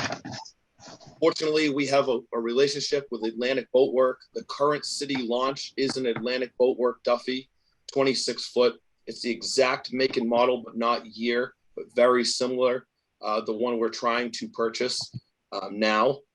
We actually, one's misfortune. Fort Myers Yacht Club originally had this boat under contract and suffered a devastating hurricane, and they don't have a need for this launch boat anymore. So I was contacted by Atlantic Boat Works. They knew we were looking for a launch. I had actually been in contact with them originally when the launch broke down, seeing if they had a motor. They were willing to accommodate us and really go out of their way to provide us with a motor. But unfortunately, the motor mounts and some other mechanicals would have needed to be changed, which would have brought the launch down for the entire summer. So we ended up going a different route. So we have a pretty good relationship with these builders. This kind of fell in our lap, and with the perfect timing of us having received this port security grant that's going to cover 75% of the patrol boat and freeing up this extra money. Unfortunately, the loan order has to be extended because we have to, John can explain that, the treasurer, more than I can, but it's not encompassed in the amount. Even though we're not going to use it, we have to extend it. We're not spending $600,000. In fact, we're getting the Harbor Master patrol boat, which is already in production, and the launch for a total of $270,213. That's still $139,787 less than we thought we were originally going to spend for one boat. So we're getting two boats, and we're still $139,787 ahead of the game from the original loan order and the anticipated amount we all thought we were going to have to spend for the one boat. So hopefully, I see John smiling because I got the numbers in front of me here. I hope I'm doing you proud. But, so that's kind of, and he can explain the technicality and why the loan order has to change. But it's not $600,000 for a Harbor Master patrol boat at all. It's just the technicalities of the verbiage. We are in desperate need of this. It's been a long time coming. This is a perfect opportunity. All the stars have aligned for us, as far as I'm concerned, as far as being able to get a boat, being able to fund a boat, the need for the boat. We're coming into the Gloucester 400th. It's going to be the busiest waterfront year I think the city might possibly has ever had as far as tourism. We're adding to tourism. We're not taking up parking. We're not driving on roads, causing more potholes. We're bringing people in by water to our downtown, right in the artery at Harbor Loop. So I hope that you guys all support this. I think this is a great time for us to do this. We're still ahead of the game as far as funding goes. We're getting two long-term assets that will last the city 20 plus years at least. This boat is it's an Atlantic Boat Work. It's a Duffy. It's a Maine built boat. They build about 15-ish of them a year. It's kind of a bulletproof hull and design. And as you saw this past summer, every 5 years for $20,000, you put a new motor in it, and you've got another five to 10 years out of it. And this will increase. This will not only increase our ability for patrons and wait time. It's also a twofold where it's going to increase our ability to add more moorings in Southeast Harbor. There's a wait list. Everyone wants a mooring. We can't consciously add more moorings out there because the primary source of transportation to those moorings is the harbor launch, and we're already at capacity. So we'll be able to expand our mooring areas, give a better service to our customers and to the public. So we're knocking out, you know, a couple things with one stone. And I think that's pretty much got it covered. We will run 2 launches at peak times. We're not going to run 2 launches all the time. We'll run them on Saturday, Sunday, after Fiesta until probably Labor Day weekend. And then this is also going to give us the ability, if we have a casualty, to continue the service. And we're going to be able to maintain each launch more appropriately, because it's not going to get run from 8 a.m. to 10 p.m. for 120 days straight. We're going to be able to take it down, do more maintenance. Both boats are identical hull designs. So our boat stands, trailers, some parts that we already have on hand are interchangeable than buying a different brand launch. So a lot of stars lined up for us on this. I hope that answered a lot of questions that we may get, but after the public hearing, I'm sure if you guys have additional questions, please ask them. I know there's a variety of Waterways Board members on here, and I think I've seen a couple employees from the Harbor Master's office that I think are going to speak on behalf of this for public hearing. It was voted on unanimously by the Waterways Board. It brought to DNF unanimous vote, and now it's on to you folks. So thank you very much. I hope you support it. Thank you, TJ. Appreciate it. Who else would like to speak in favor? John Dunn, do you want to continue with this? Yeah. So again, just to kind of say, fill in on what TJ said. We need an appropriation to expend the total amount, and we were very lucky in terms of his work to bring in a big grant. So, in the end, we're going to end up with 2 boats for less than we expected to expend for just the 1 boat. So we're in good shape, and it's going to, enable the city to do what it needs to do. And as TJ mentioned, particularly coming up with the 400th, it's going to be very important to have that out there. Great, thank you. I see Steve LeBlanc's hand is up, and as the chair of the Waterways Board, could you bring him in to be the first person to speak? Okay, I brought in Michael only because he had his hand up first. Okay, we should be diplomatic. So Michael, would you introduce yourself and your address? And you have up to 3 minutes to speak in favor of this initiative. Sure, thank you. My name is Michael Birchenoff. I live at the Residence at Seaport at 196 Main Street. Thanks for allowing me to speak. I've been a launch operator for 5 years for the Gloucester launch, and I'm also a boat owner, and I have a mooring out in Southeast Harbor. So I'm both a launch operator and a passenger. Here's kind of what I want to share. I remember when I first started, everybody said, "Oh my God, Gloucester's a hidden gem," and well, it's no longer a hidden gem. Everybody knows about us, and recreational boating and transient visitors has exploded. I'm an eyewitness to it. Like I say, I run this launch, several days a week. One thing I can tell you, I also ran a launch at Eastern Point Yacht Club, and I also ran a launch out in Salem at Hawthorne Cove Marina, and what's now called Safe Harbor. And each of those facilities have 2 launches, and I never really paid much attention to, why it was so important to have 2 launches. But boy, what a wake-up call I had here in Gloucester, because I was the launch operator several times when it broke down. And one thing I can tell you is when it breaks down, you're out of business. People are stranded on their boats, and you're trying to figure out how to get them back in, and then communicate as to how they're not going to be able to get to their boats. The difference between the other places that I worked at and here was these other facilities, every mooring ride you gave, everything was line of sight. You could see the boat that you were going to go pick up and bring them back to their destination or their home port. And With Gloucester, we cover 4.5 nautical miles, and here's how it works. You leave Cripple Cove to Solomon Jacobs, and hopefully you all know these landmarks, and then you go to St. Peter's, and then I'd have to go to Stagehead, and then I'd have to go to Southeast, and then service 10 Pound Island, and then back to Solomon Jacobs. That is 4.5 nautical miles. At a cruising speed of 6 nautical miles, it takes 45 minutes to make that run without even picking anybody up. That's as a bird would fly. So now add all these stops and pickups, and it takes 2 to 3 minutes to do that safely, right? With winds and current and making sure everybody's safe. So anyhow, that's the difference between Gloucester Harbor and these other places. And all I can tell you is with the volume and the amount of people that are here and the folks that want to go to breakfast, lunch, and dinner and asking me, I feel like an extension of Discover Gloucester, because they're asking me where to go, and I'm telling them, and I'm so excited. Gloucester, and we bring them in, and I'm sorry, is that 3 minutes? You are over your time, but if you could think of wrapping up, but we love your speech. But go ahead. I'll wrap up. I'm all in favor of that second launch. And if you all want to reach out to me and talk to a launch operator, I'd be glad to have lunch with you and talk about it. We really need a second launch. Thank you. Great. Thank you so much, Michael. So let's bring Steve LeBlanc in, and then we have a couple more members of the Waterways Board.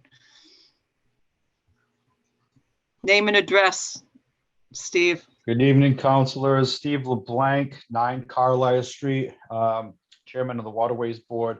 There's a couple things I'd like to speak about. A few years back, when I was a councilor, when Tony was the Chairman of the Waterways Board, I had a friend of mine come up from Florida. He was a captain of a very large vessel that he sails around the world. He pulled into port. I grew up with him. He called me, and we went back and forth a little while about how unfriendly the harbor was. Basically, he told me that the word on the radio throughout captains was that don't go into Gloucester. It's not friendly. It's not user friendly. It's not no anemones, no anything like that. We've come a long way over the past several years. Not only does this launch provide service to your mooring, to different parts of Gloucester, this provides a service to the downtown area, picking people up and bringing them, injecting money into the economy downtown. Not just downtown, but in East Gloucester and all over the city. They come in, they buy goods, they go to the restaurants. What Michael said earlier made a good point that 45-minute round trip, that's without picking anybody up. So what we end up having is people, we have an incredible rating on DOCWA. It's our service that you can log into and give a rating on the harbor and the anemones that we have. We have a really, really good rating, almost a 5-star, I want to say. So when you start getting reviews saying, oh, we pulled into port, I waited on my boat for an hour and 15 minutes, 45 minutes, whatever the wait is, it's discouraging. I fully support this. Like TJ said earlier, it was voted unanimously by the Waterways Board. It was vetted very well, and we're getting a really good deal on a boat. So I hope the council votes in favor of this tonight. Looking forward to expanding our harbor, water sheet, and everything else to not only the Gloucester residents, but transient boaters and anybody that would like to come to the city and enjoy the afternoon. So thank you, councilors. I appreciate your time. You guys are all doing a great job, and hopefully we get to support this evening and get this boat up and running soon. Thank you. Thank you, Steve. Next, we have Donna Crocker. Donna, would you introduce yourself and your address? Hi there, Donna Crocker, 7 Kirk Road. I'm also a Waterways Board member, and I'm a launch user as well. And I'm going to say the harbor master in Gloucester goes above and beyond finding deals and niches, and I mean, having repowered the original launch in the time frame that he did in this mess that we have going on post-COVID was amazing. The pretty blue engine that's in the original launch. and then, you know, applying for a grant to make this so much more palatable cost-wise, you know, above and beyond. So I think this is a great deal for the city of Gloucester, and we certainly could use another launch, because I've waited out there in South Harbor for the launch to come by, certainly with cocktails, but it's definitely, it will add a lot to you know, the boaters coming into the city, who, by the way, don't have to park in the city. So thank you. Good job. Thank you, Donna. Now we have Phil Cusimano. Welcome, Phil. Name and address, that would be great. Can you unmute yourself? Thank you. Hi. Name is Phil Cusimano. I'm also on the Waterways Board. I'm also a licensed captain. And among being a Gloucester resident, I deliver boats up and down the coast and get to see an awful lot of harbors. And like everyone's been saying, Gloucester Harbor is an awfully beautiful harbor. And we had that rating that Steve White was talking about as being a harbor that you would avoid.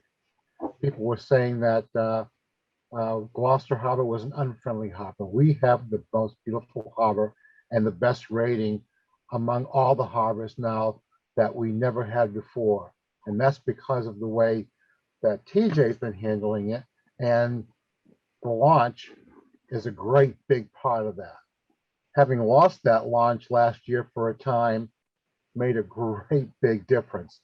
And having a second launch is going to make a great big difference in making the harbor even better. So I encourage you to approve this, and that's going to make a great big difference for us. So thank you, Phil. And now we have Bob Ellis. Welcome, Bob. Name and address, please. Hi, Bob Alves, 55 Perkins Street. So what I'd like to do is just, I want you to empathize. I'm on the Waterways Board. I'm a customer of the launch, and I have a mooring in Southeast Harbor. So here's a typical day for me when I come down to the launch. Let's say I come down to Crippled Cove, which is the public landing across from Zeke's. I come down there, I walk to the end of the dock. There's usually, I'm going to talk fast because I know I only have a couple minutes here, but let's say there's 4 or 5 people waiting for the launch. The launch pulls up, we all jump in the launch.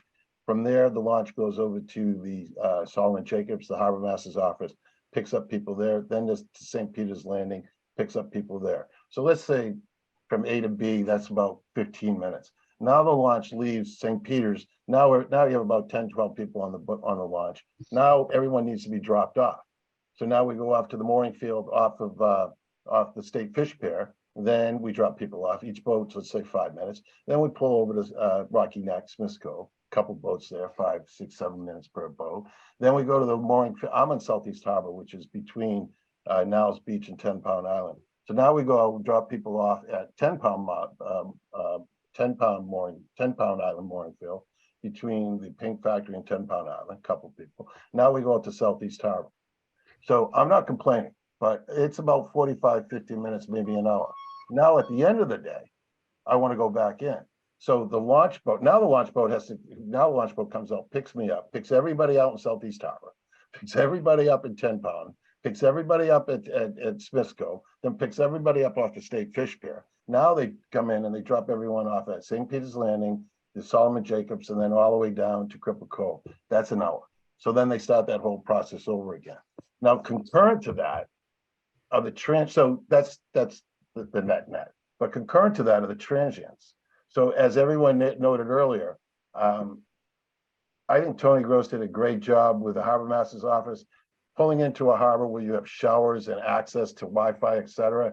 That's like $1,000. Anyway, that's like going to a spa at a 5-star hotel. What Chad and TJ have done in terms of bringing transients into this harbor and forward leaning, everyone noted 20 years ago, no one wanted to come here. Now we are absolutely on the map. So the point I'm trying to make is that the residents are making out if we had a second launch because of the added access to the waterfront. The transients are making out because the transients aren't waiting for an hour each way, which is going to hurt us in the long run. And as others noted, the city makes out because there's no footprint. The launches are picking these people up, bring them to the harbor master's dock. They're going downtown all day long. They're enjoying everything that Gloucester has to offer, and then they're back to the boat. So the net, it's a win-win-win situation. So I'm 100% in favor of the second launch. Sorry, I took. Thank you, Bob. Would anyone else like to speak in favor? Seeing none, would anyone like to speak in opposition? Seeing none, Madam Clerk, are there any communications? There are no communications.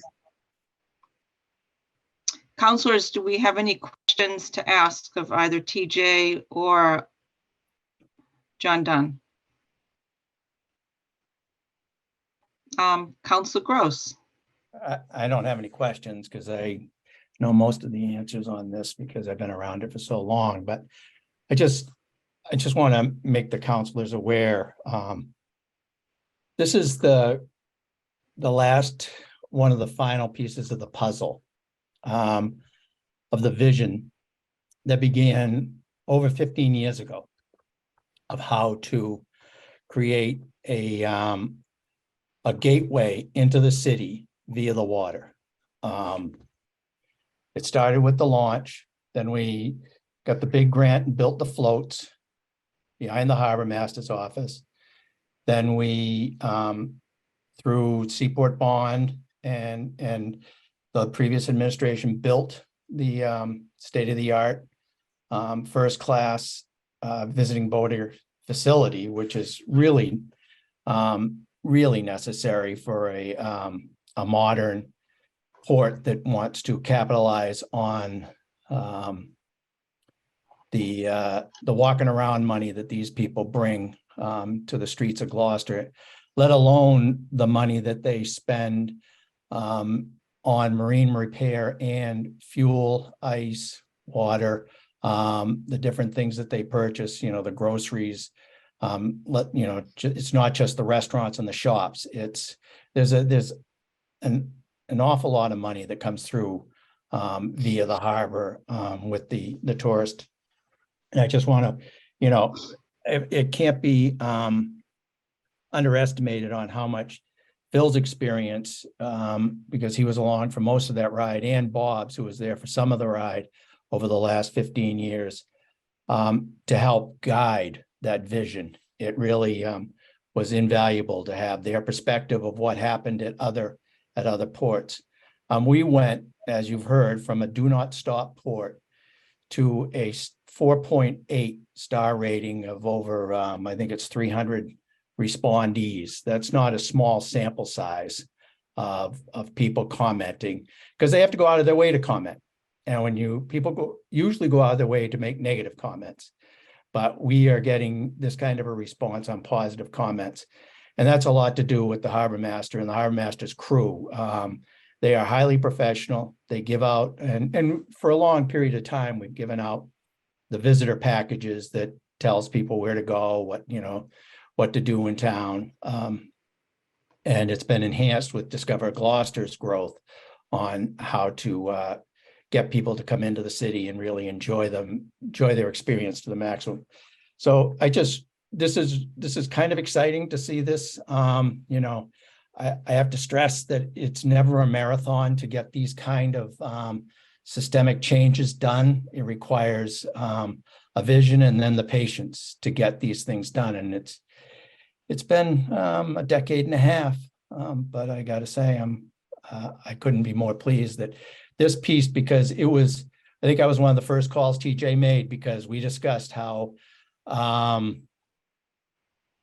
looking for the right family appropriate word to use, that we were with the boat went down, if the launch went down, and this will really make a big difference in it. And just all the reasons that TJ mentioned about the maintenance being able to be handled, the swap on and off so that all the hours aren't going on just one boat. And there's just so many reasons besides the fact that we're getting an awful lot of money from the feds to help pay for the other boat. So okay. Thank you, Tony. Appreciate it.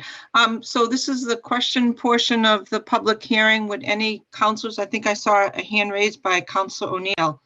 Questions, Counselor? Yes, hi, TJ, thank you for getting a grant because that's a lot of money. So thank you for that. I'm wondering, you mentioned that we would be able to increase our moorings. How many moorings do you think will increase, and how many of those moorings will be for Gloucester residents, and how many will be for transients? So we have the Southeast Harbor mooring field is really the only opportunity we have for space right now. We've had over 100, I'd probably say north of 150 moorings throughout the entire city's 20-ish mooring fields that encompass the coastline here and all our different tributaries and waterways. This is specific to Southeast Harbor. Southeast Harbor is the farthest point that the launch has to go to. The primary means of people getting to, there's no slips for dinghies in town. Every marina is overfull. So people rely strictly on launch, and that's kind of how the Southeast Harbor mooring field got open, because there's really no other access to it but the launch. I'd say we have the potential to add up to 40, maybe even 50 moorings over the next, that's over a couple of year period. We've already added close to 75 out there in the last couple of years, but I can't consciously add more moorings and increase the burden on the launch, and we just can't handle it. So it's the wait time is only one aspect of this. This is a rotation, a breakdown of when you break down, people are like, oh, you have other boats, just use another boat. You can't legally just use another boat. This is a for-hire certificate of inspected U.S. Coast Guard passenger vessel, where you have to have a U.S. Coast Guard mariner's credential and be a captain to operate. And a whole variety of other rules, drug testing requirements for captains, and so on and so forth. So you can't just grab a boat, pick people up, and drop them off. It's the law. You have to have a certain boat with a certain license to do it when it's for hire. When it's not for hire, that's a different story. So, long story short, it's an increase out there of private moorings of, I would say, at least 50. And I have no at this time. I only have plans to increase very few, maybe 1 or 2 transient moorings in the Southeast Harbor, Niles Beach area. As we get more demand, I will add more moorings, but mooring chain and balls and more have gone from about $1,800 a ported mooring into well over $3,000 in the last 2 years. So as supply, it's a supply and demand increase. There's room for both. I would add moorings to the Inner Harbor because that's the most popular and the quickest run for the launch. It's most in demand, but there really isn't any more opportunity for transients at this current time in the Inner Harbor. So it's a constant juggling act. We want to be fair to the wait list. We also want to continue to promote growth. But long story short, over 50, and a few transients as well. And we'll see. It's these things takes time. By the time you get a permit and the mooring goes in and someone has a year to get a boat, it takes a little bit of time to get the analytics together to try to figure it out and manage it and regrid. So, but there's definitely a lot of room for growth. Right. So if I'm understanding correctly, most of the moorings that you're planning to add eventually over a number of years, right? Most of them will be for Gloucester residents? Say over 90% would be for Gloucester residents. Okay, thank you. And we'll come directly off of the wait list in which these residents have been on, in some of them for quite some time. Not so much for Southeast. We never had a wait for Southeast. Southeast Harbor is, no one wanted to be out there because there was no way to access it. But now we have the launch, and the launch is used as intended. We restructured how the whole thing is done, and we're still working on some restructuring of how it's operated. But those are, management issues that I have to deal with. And, but we're going to deal with them, and we're going to keep continuing to grow and try to make this place better. So. Okay, thanks a lot, TJ. Thank you. Thanks so much. Any other questions, counselors? Counselor O'Hara. Thank you. And this, I think Councilor Gross might be the best one as far as with his longevity to the existing passenger taxi, the launch. How old is that the Gloucestermen, Councilor Gross, for the people at home, so they. We purchased it in 2013, so it's 10 years. So we've got 10 years out of that engine in a lot of use. And also another point I forgot to make was, Gloucester's priding itself to be a green community. This also eliminates an awful lot of 2-stroke and 4-stroke outboards that would be being used to get to these moorings. And this is a tier 1 diesel, tier 1 or tier, what is it, tier 1? Pre-compliant diesel emissions wise. Yeah, so it sips fuel, so and very minimal exhaust. Thank you. Any further questions, councilors? Councilor O'Hara? Yeah, I was just a follow-up. I'm just trying for the people at home, because I've gotten many calls over this. Just that they look at as TJ has explained, the 600,000, obviously breaking it down helps tremendously. But knowing that the existing Gloucesterman is 10 years old, as far as the condition of the Gloucesterman today, just so people can understand the longevity that the city of Gloucester can expect to see from this investment. What is the condition of the present Gloucesterman with 10 years old, which is pretty much the identical vessel as the one that TJ has proposed to us? Sure. So I would say the current present condition is, I would put in the 90 percentile because we just repowered it. Obviously, there's wear and tear on gel coat and rub rails and so on and so forth, but we do an excellent job keeping up with the maintenance as it is, and ensuring that this thing looks top notch. People that really know me know that I like to keep things looking as best as possible. This is the first kind of thing that you encounter when you come into Gloucester and you rent a mooring or you're a patron of it. You see this beautiful boat and it's well maintained, and it sets the picture for the rest of the time they're there. It's a first impression piece, if you will. So I'm very particular on how this thing looks. I would say that it's in the 90 percentile. We got 2,000 hours more than the manufacturers recommended, or their life longevity. They say you get about 5,000 hours on these motors. We were on overtime on this. The first 3 years that the Harbor Master's Office from 2013 to 16 had to launch, it was very minimal use. The model wasn't there on how it should be used or how to get the best use out of it, in my opinion. And from 16 till now, we've put probably 80% of those hours on it. Again, we just repowered it. So if you went down and looked at that boat, you would think it was really new, very new. We keep good wax on it every year. We maintain it. We maintain the gel coat and the non-skid. I mean, even down to the tiller handle, which has 8 coats of varnish on it that I put on last spring. It's in very good shape. This is a Duffy hull. People that are familiar with down east boats, especially Gloucester fishermen, this is like a historic hull. There's Duffys riding around this harbor from the 80s. I see him go by. Tony's raising his hand because he knows this. I had a Duffy that was built in 78 and it's still going in Maine. So as long as you're few engines later, but the hulls are bulletproof. Yeah, amen to that. I mean, it's a bulletproof hull. It could really last 30 or 40 years if it's taken care of properly. Again, every 5-ish years, we need to look to repower, and that's why I try to put money away in stabilization accounts and so on and so forth, or budget for at the time to repower these. But that's with one launch. With 2, you're going to extend that service life out quite a bit longer, because you run boats just like the Coast Guard doesn't have 147, because if they break down, they can't go rescue anybody. They got 2, and they run them not on an alternate schedule. Boat A is on odd days, boat B is on even days, and then you run them both when you need to run them both.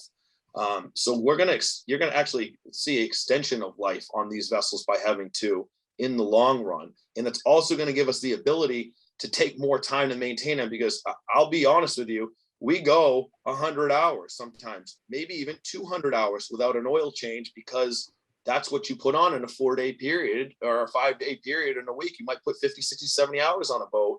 By the time you can schedule it to get it hauled out and get oil changes done and maintenance and sinks added, you end up deferring on that because that one's so busy. So overall, the longevity is going to extend by having two. And the boat we have right now is really in excellent condition. I would rate it in the 90 percentile, and it's almost 10 years old. But that's to a lot of hard work from myself and to our local marinas that maintain this thing. I got some dedicated individuals, and my launch operators, all of them treat that boat like it's their own. They come in early without checking in. They scrub the thing down. I got guys down there with magic eraser, Mr. Clean Magic Erasers, making sure there's no scuffs on it for Saturday morning. I mean, it's really a testament to them and to the staff and to our partnerships with the marinas. But it's a great asset, could last a long time. Long time. Thank you. Any further questions? Councilor O'Neill, your hand has been up patiently. You're all set? Okay. Any other questions as part of the public hearing right now from City Council?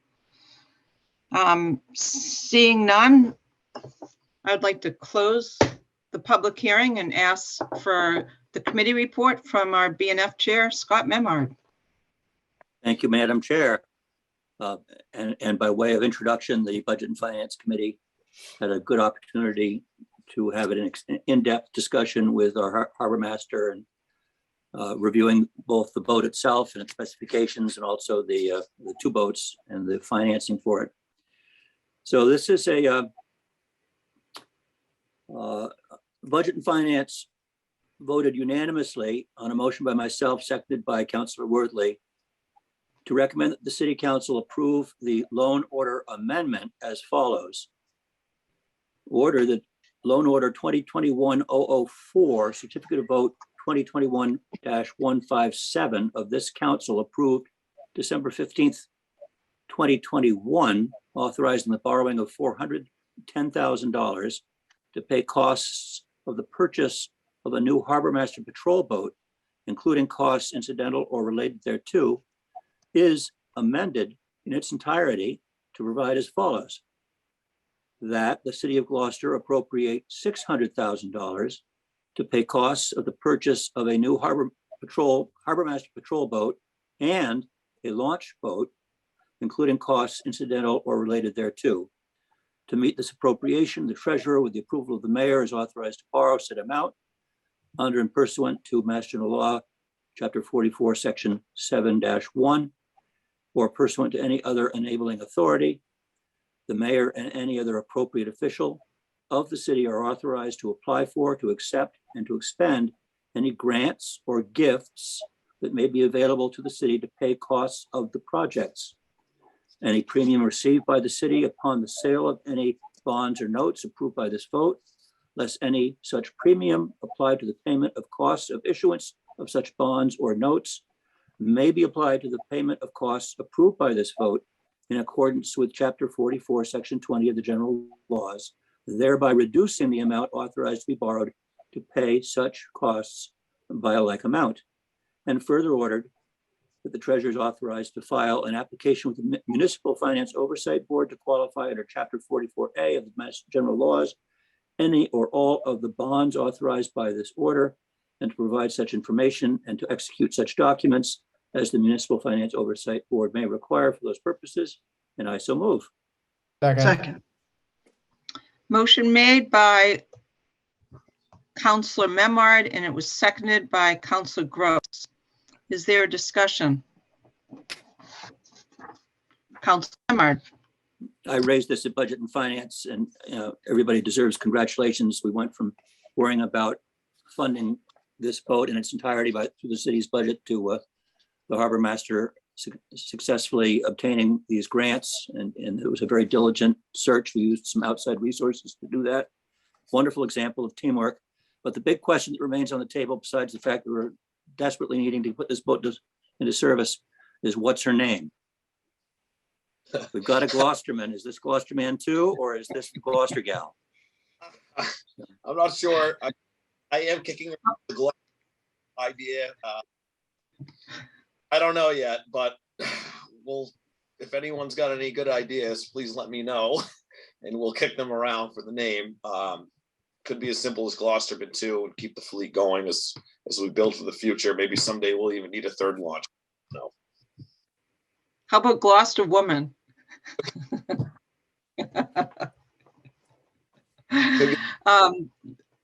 Gloucester woman. Gloucester individual. Point of order, not on the agenda. Oh, yeah. Thanks for the point. We're gonna name her the Council Tony Worth- Rose. So Council Worthley, your hand was raised. Yes, I'd like to just say, and I think we covered a lot of this in budget and finance, so I won't double down on it, but I think this, as Councilmember Hart said, this is a result of a lot of teamwork. I think a lot of credit needs to go to Tony Gross as former chairperson of the committee and now council liaison to the Waterways Board, I believe. He's been working on this for a long time. All the members of the Waterways Board who spoke tonight, thank you. Thank you to the mayor for doing this. But most importantly, I think TJ has orchestrated this to a T. And I just want to be clear on this. He's sort of self-deprecating, saying stars aligned. And I think, John Dunn, you said we were very lucky. A lot of that is true, but a lot of that is a result of hard work. I think it was Michael Jordan who used to be really upset when people said he was gifted, because you take 1,000 practice shots, free throw shots after practice to get better. And so this is about always being prepared. And I think TJ was in the Coast Guard, where they're known for getting more done for less. And literally, this is his hard work. And it's just not just stars aligning. He's literally aligned the stars. And so I think we should be very happy about the work he's done. We've got another boat. And I said in the Chamber of Commerce world, which I used to be in, we would refer to people that came in terms of transit boaters as walking wallets. No impact on traffic, very little impact on services, but they spend a lot of money here, which then comes back to the city in way of meals tax and employment. So we should be really proud of this and excited. And thank you, TJ, for your hard work on this. Thank you. Thank you, Councilor. Any other councilors like to speak on behalf of this motion? Councilor Majota. Yes, I just want to thank TJ and his team for doing this. Quick question: how does the boat get transferred here? I might have missed that. No, after it's built, we'll have it shipped. We'll have it shipped down over the road. It's in Down East Maine, a little town called Brookline, Maine. We'll have a over the road transport hauler bring it here. Usually probably relatively short money, considering probably be about $1,200, I think, to have it brought down here on a trailer.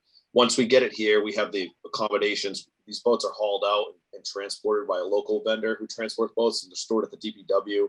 But again, all our boat stands and all the other stuff we already have are compatible because the hull's exactly the same. It's another key point for this is being able to stock parts and not have so many different things that you have to try to streamline everything. That's why I've been putting Suzuki's on all of our boats, for boats that can handle 300 horsepower or below, because I'm trying to keep everything uniform and make it easier for us to service and maintain. So that's Okay. how that.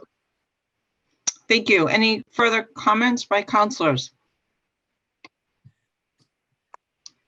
Councilor O'Hara. Thank you. I just want to say that I will be supporting this. I want to thank Michael, the launch operator, for his diligence as far as keeping the passengers safe. Obviously, it's very important to have a backup, and whether it's a fire truck, a police car, or a passenger taxi.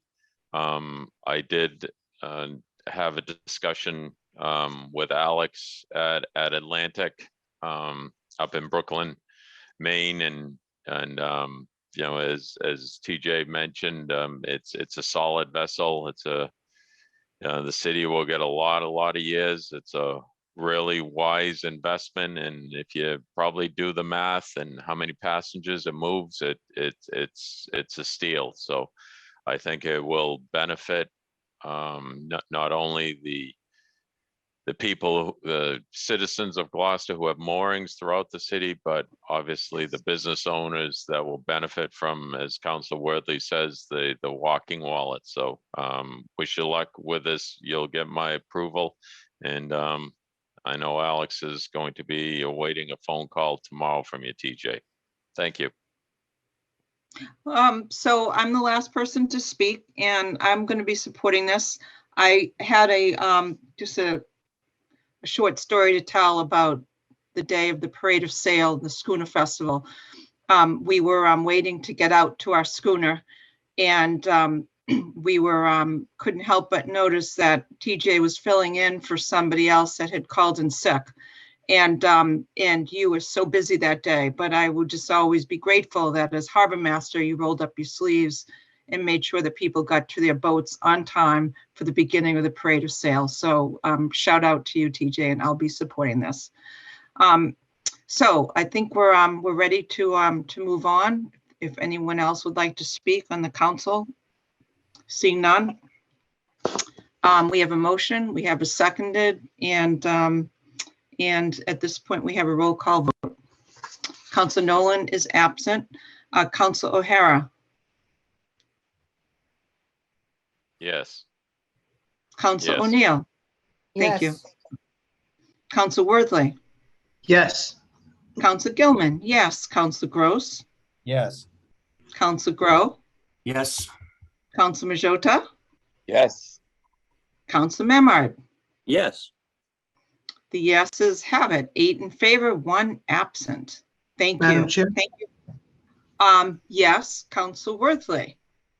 I'd like to make a motion for immediate reconsideration. With the hope Second. of renewal. There's a motion made by Council Worthley or seconded by Council Memard. Roll call vote. Council Nolan is absent. Council O'Hara. No. Council O'Neill. No.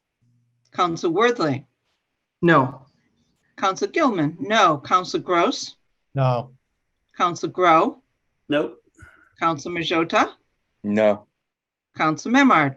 No. The motion fails. None in favor, 1 absent, and 8 opposed. So thank you. Thank you. Next order of business, Madam Clerk. Councilor's request to the mayor. Okay, so we'll go in order of our roll call. So Council O'Hara, you have the floor first. Sure, thank you. I want to ask the mayor if he could, through the DPW, I would assume, the west end of Stage 4 Park at Cressy's Beach. There's been a large washout, has been there for years. I believe it's an extreme safety hazard. There are very large oak trees, probably weigh in the vicinity of 10 tons, that are underrooted. And it's a major safety hazard. It's also probably something we want to bring in Mass DOT. If we have a large rain event for an extended period, that washout will continue and Western Ave might be compromised through 127. Also want to ask the mayor to consider with the fire department looking at possibly investing into a used tender, which is a tanker truck. We have the continued growth of Gloucester. We have areas of Gloucester, Rust Island being one of them, that has 0 fire protection. There is no water source, and the exposures are increasing through the construction. And as I've mentioned over the years, that minutes count, and every minute a fire is not put out, it increases in size. Also want to ask the mayor if he would consider working with the fire and police department chiefs to redeploy, if you will, or an energized CERT, which is the Community Emergency Response Team, which is a federally funded citizens group to help in emergencies. It's being used right now in great numbers on the West Coast with the torrential downpours that they have. It's a very important asset to have. We did have it. I was a part of it. Councilor Cox was also. Also want to ask the mayor, we once had a dive team. That dive team no longer exists, and we're a city that's surrounded by water with the quarries. Obviously, the unfortunate event that happened last spring, summer with the Revere teenager.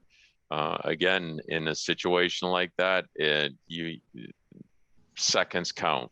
Having a diver, we're dependent on the state police or Beverly Dive or Salem Dive to mobilize. By then it's a recovery. It's not a rescue.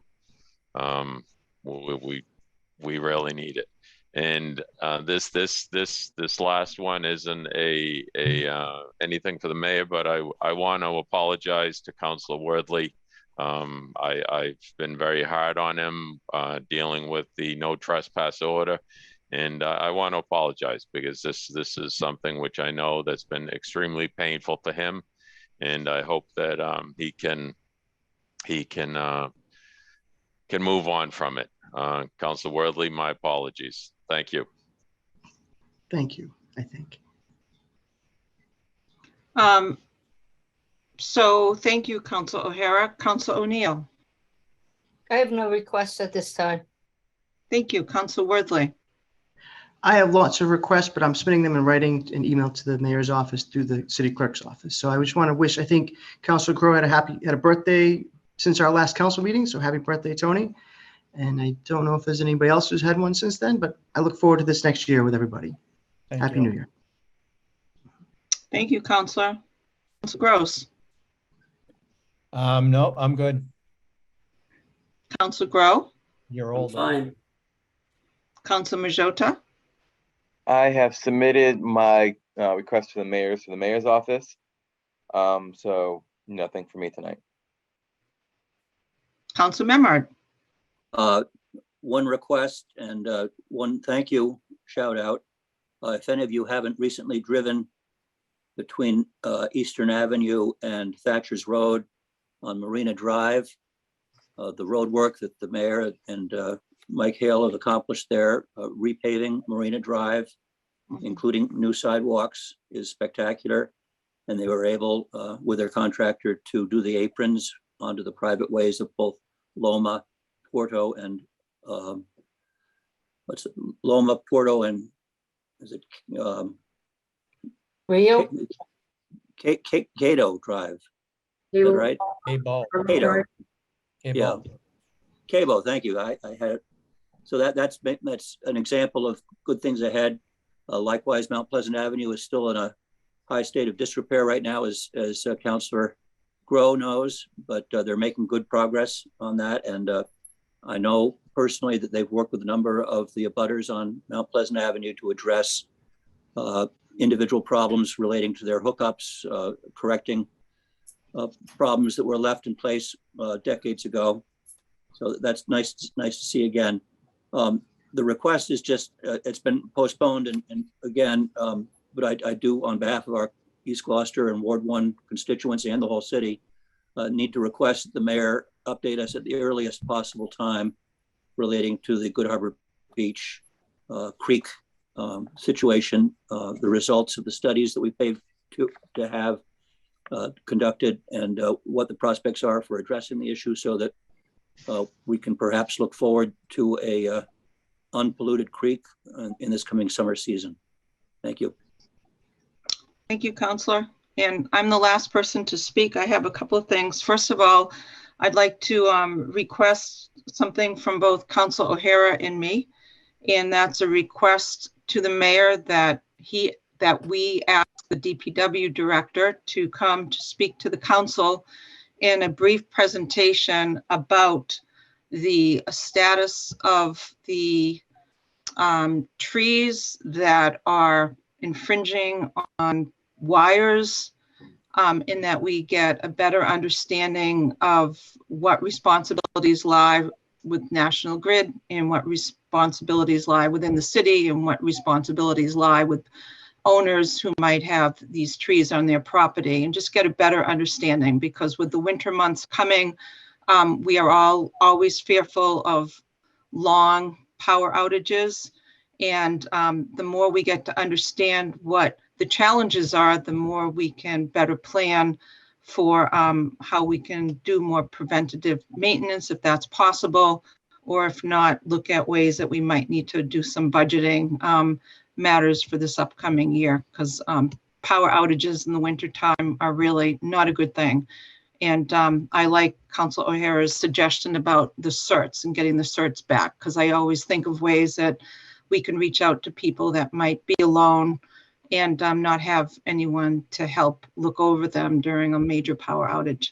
I also wanted to mention that I appreciated the list from Mayor Verga of all the public roads, and we should all try to post that as quickly as possible on our websites. I think it's a good summary of all the roads that have been done recently and all the roads that are in the queue for this upcoming year, and to let our constituents know that we've got some major undertakings, which is exciting. And then finally, I just want to mention to all of you that we've asked that board counselors conduct some meetings next month or two, January, February. One of the items is we want to start to get some input from our constituents about issues that they would like to see us budget for fiscal 2024. We understand that the department heads basically have a lot of things that they need to budget, but we just think that it would be a nice time to hear from our constituents, and also to put on that agenda other matters that people would like to talk about. And if you want to look on my Ward 4 page, I posted something. I'm having my ward meeting at the Lanesville Community Center on the 26th of January, and it's at 6 o'clock. And our meetings are going to be present, which is pretty exciting. I think Ward Councilor Majota is looking at having a meeting at the Cape Ann Bowling Alley, correct? Correct, yes. Which is exciting. And so we just asked all the ward councilors to start rolling up their sleeves, figuring out where they can have the meetings and plan them. And that's exciting. So I think that's all. I mean, we've had a long meeting. I appreciate the dialogue tonight, and I wanted to wish everyone a happy new year. I have put together an overview of last year and some things that I think we are challenged to do in the upcoming year. It's in your packet, and I appreciate your support and all your hard work. So that's it. So is there a motion to adjourn? Motion to adjourn. Second. So there's a motion to adjourn, and there's a second by Councilor O'Neill. Let's have our last roll call vote. Councilor Nolan is absent. Councilor O'Hara. Yes. Councilor O'Neill. Yes. Councilor Worthley. Yes. Councilor Gilman. Yes. Councilor Gross. Yes, and good night. Councilor Grow. Yes. Councilor Majota. Yes. Councilor Memard. Yes, and good night. The motion passes 8 in favor of adjourning, 1 absent. Joanne, thank you so much. Good night, everybody. Good night. You're welcome.